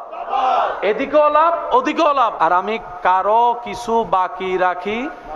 তো তুই যেহেতু আমার জন্য করেছিস, আমি সেটা 10 গুণ বেশি করে আমি আল্লাহ তোকে দান করে দিব। সুবহানাল্লাহ। ইসলাম ধর্ম আমাদের, কিন্তু পালন আমরা করি না। এই লিস্টিতে মানুষের সংখ্যা কম নাই, বেশি আছে। এর কারণ হচ্ছে, অন্যতম একটা কারণ, আমরা ইসলামকে নামে যতটুক চিনেছি বুঝার চেষ্টা করিনি। বেশিরভাগ মানুষের মাথায় বসে আছে ইসলাম এমন একটা ধর্ম যেখানের কর্ম পালন করলে সওয়াব হয়, সওয়াব হলে পরকালে জান্নাত পাওয়া যায়। অবশ্যই পাওয়া যায়, কিন্তু একটা কথা সেখানে আমরা ভুলে যাই, সেটা হচ্ছে ইসলাম শুধু পরকালের কল্যাণের জন্য নয়, ইসলাম পালন করলে দুনিয়ার কল্যাণও সেখানে আল্লাহ রেখে দিয়েছেন। সুবহানাল্লাহ। আল্লাহ তাআলা কোরআনুল কারীমের মধ্যে বলেন, আল-ইয়াওমা আকমালতু লাকুম দীনাকুম ওয়া আতমামতু আলাইকুম নি'মাতি। আজকের দিনে আমি আল্লাহ তোমাদের জন্য তোমাদের ধর্মকে পরিপূর্ণ ঘোষণা করে দিলাম। সুবহানাল্লাহ। পরিপূর্ণ ঘোষণা করে আমি আল্লাহ নিয়ামত শেষ করে দিইনি। আমি আল্লাহ এই ইসলামকে আমি আল্লাহর নিয়ামত দিয়ে এমন ভাবে ভরপুর করে দিয়েছি, ইসলামের প্রত্যেকটা বিধান যে তাজিমের সাথে পালন করবে, লালন করবে, ধারণ করবে, আমি আল্লাহ তার জন্য সেটার ভিতরে নিয়ামত রেখে দিয়েছি। সুবহানাল্লাহ। খিদা লাগলে কি খেতে হয়? আপনি চাইলে ভাত খেতে পারেন, যেহেতু আপনার খিদা লেগেছে। এখানে আপনার দুইটা ওয়ে আছে। একটা হচ্ছে আপনি ইসলামিক নিয়মে খেলেন, আর একটা হচ্ছে আপনি আপনার মন মতো খেলেন। দোনোভাবেই আপনার পেট ভরবে, কিন্তু হালকা 19-20 বেশ কম আছে। যদি আপনি আমি নিজের মতো নিয়মে খাই, পেটটা ভরে যাবে, ক্ষুধা নিবারণ হবে সত্য, কিন্তু যদি ইসলামিক নিয়মে খাই, প্রথম নম্বর ফায়দা, আপনার খাবার আপনার জন্য কল্যাণকর হবে। কারণ প্রত্যেকটা কিছুর মধ্যে একটা এফেক্ট আছে, একটা সাইড এফেক্ট আছে। যেখানে কল্যাণ আছে সেখানে অকল্যাণ। মোবাইলের যেরকম উপকারিতাও আছে, ক্ষতিও। লাইটের উপকারিতাও আছে, ক্ষতিও। প্রত্যেকটা কিছুর উপকারও আছে, ক্ষতিও আছে। এবার বলেন আপনার আমার চাওয়া কি, ক্ষতি না উপকার? দিবেন কে? ওই আল্লাহ থেকে উপকারটা নেওয়ার জন্য যে মাধ্যমকে লালন পালন করে চলতে হয়, এটার নাম ইসলাম। দিন দিন মানুষ সুস্থ হচ্ছে না অসুস্থ হচ্ছে? অসুস্থ হওয়ার অন্যতম একটা কারণ হচ্ছে, সমস্ত রোগের মূল হচ্ছে এ পেট। যার খাবার ঠিক তার শরীর সুস্থতার সম্ভাবনা বেশি। সেজন্য ডাক্তারের কাছে যখন আমরা রোগ নিয়ে যাই, ডাক্তার আমাদেরকে খাবার বাঁচা দেয়। অর্থাৎ ডাক্তার বলে যা তা পেটের মধ্যে ঢুকাইও। এবার সেখানে যখন আমি স্বাধীনতা পেয়েছি, যা মন চায় তা খাচ্ছি। কোন খাবার কেমন তেল দিয়ে বেজেছে আমরা কেউ জানি? কোনটা জিন্দা কুড়া, কোনটা মরা কুড়া, সেটাও জানি সব শুধু। এবার কিছুদিন পরে এই রোগ বেড়ে গিয়েছে, কোলেস্টেরল বেড়ে গিয়েছে, প্রেসার বেড়ে যাচ্ছে, এই হচ্ছে সেই হচ্ছে। কেন? আমরা এইটাকে ব্যবহার করতে জানি। এবার বলেন, নিজে সুস্থ থাকার জন্য পেটকে কন্ট্রোল করার দরকার আছে না নাই? আবার পেটকে খাবার দেওয়ার দরকার আছে না নাই? তো এটাকে কতটুক দিলে কল্যাণকর হবে, এটা আসল জানবে কে? যে বানাইছে, উনি ছাড়া তার কেউ জানবে? এবার সেই আল্লাহ যে ধর্মে এই নিয়ম জানিয়ে দিয়েছেন, এটাই হচ্ছে ইন্নাদ-দীনা ইনদাল্লাহিল ইসলাম। আপনি একটু খেয়াল করে দেখেন, দিন দিন কি সংসার জুটতেছে নাকি বেশি ভাঙতেছে? সংসার যদি ভেঙে যায়, পরিবারও কি হয়ে যাবে? পরিবার যদি ভেঙে যায়, সমাজও কি হয়ে যাবে? সমাজ যদি ভেঙে যায়, দেশ কি হয়ে যাবে? তাহলে লাভ কি হচ্ছে? কোনো লাভ তো হচ্ছে না। ইসলামের নিয়ম মানতে জানলে বাহিরেও লাভ, ভিতরেও লাভ। আপনার আমার ঘরে যে মা বোনেরা রান্না করে, এই রান্না করার কারণে সওয়াব পায়। দুনিয়াবি কাজও হচ্ছে, আখিরাতের সওয়াবও হচ্ছে। লাভ হচ্ছে না লস? 5 ওয়াক্ত নামাজ ইসলামে আছে, পড়লে লাভ না লস? ইসলামের মধ্যে সুদ খাইতে কি করেছে? নিষেধ করেছে। ঘুষ খাইতে, মদ খাইতে, গাঁজা খাইতে, অন্যকে অত্যাচার করতে, মানুষকে কষ্ট দিতে, মানুষকে কঠিন কথা বলতে, ইসলাম যা যা নিষেধ করেছে আমরা সেগুলোই বেশি করি। 5 ওয়াক্ত নামাজের দরকার, বড়দেরকে সম্মান, ছোটদেরকে স্নেহ করার দরকার। আজকে থেকে আপনি আমি গুনাহ থেকে বাঁচার চেষ্টা করব। সবাই বলি ইনশাআল্লাহ। যে হক পায় তাকে হক দিয়ে দেওয়ার চেষ্টা করব। জায়গা পাইলে জায়গা, টাকা পাইলে টাকা, যদি দেওয়ার সামর্থ্য না থাকে সামনাসামনি গিয়ে অন্তত মাপ চেয়ে নেবেন। কারণ দুনিয়াতে মাপ পাওয়া যত সহজ, আসলে মাপ পাওয়া তার চাইতে 1000 গুণ বেশি কঠিন। আল্লাহ তাআলা আমাদেরকে একটা ধর্ম দান করেছেন দয়া করে। সেই ধর্মের নাম সবাই একটু আওয়াজ দিয়ে বলুন তো, সেই ধর্মের নাম কি? ইসলাম ধর্ম কি? ইসলাম ধর্ম কেন? এটার উপকার কি? কয়টা কথা?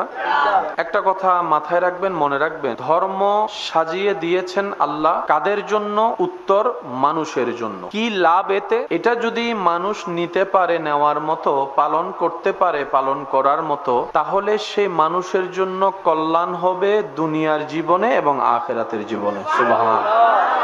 আল্লাহ তাআলা আমাদের সবাইকে নবীর ওয়াফাদার উম্মত হয়ে কবরে যাওয়ার তৌফিক দান করুন। শত ব্যস্ততার ভিতরে রিজিক দাতার দরবারে শুকরিয়া আদায় করার জন্য 5 ওয়াক্তে 5 বার নামাজের মাধ্যমে সিজদা দেওয়ার আল্লাহ তৌফিক দান করুন। আল্লাহ তাআলা আমাদের সবার হৃদয়ে শান্তি দান করুন, প্রত্যেকটা পরিবারে শান্তি দান করুন। কা কোই সানি নেহি वो नबी हमारा है जिसका कोई सानी नहीं वो नबी हमारा है मुस्तफा की अज़मत का हद ही ना किनारा है जार कोनो तुलना নাই ওই নবী আমাদের নবী। বড় করে বলেন সুবহানাল্লাহ। তাআলা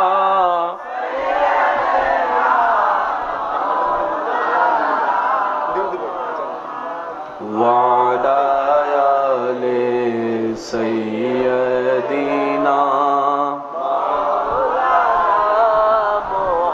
আল্লাহ তুমি দয়া করো, নসিব করো মদিনা, সেই মদিনা না দেখায়া কবরেতে নিও না। আল্লাহুম্মা সাল্লি আলা সাইয়্যিদিনা মাওলানা মুহাম্মদ ওয়া আলা আলি সাইয়্যিদিনা মাওলানা মুহাম্মদ। মুহাব্বতের আওয়াজে একবার বলি মারহাবা।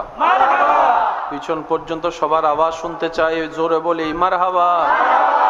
আল্লাহ আমাদের সবাইকে একটু বুঝার তৌফিক দান করুক, নিজের ভালো বুঝার তৌফিক দান করুক, নিজেকে গুরুত্ব দেওয়ার, সম্মান দেওয়ার তৌফিক দান করুক।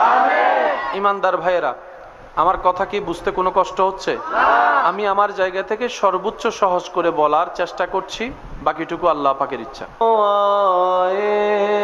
মোহাম্মদ ইসলাম জিন্দা हो गए जग में जब आए मोहम्मद इस्लाम जिंदा भूतों ने सब कलमा पढ़ा काफिर मुसलमान हो गए जग में जब आए मोहम्मद इस्लाम जिंदा हो गए अल्लाहुम्मा सल्ले अला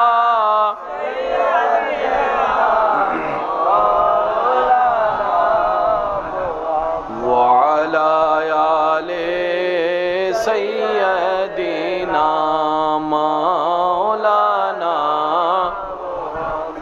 উচ্চ আওয়াজে একবার বলি আলহামদুলিল্লাহ। আল্লাহ তাআলা আমাদের সবাইকে ইসলামের আদেশ নিষেধ মানার, চলার তৌফিক দান করুন।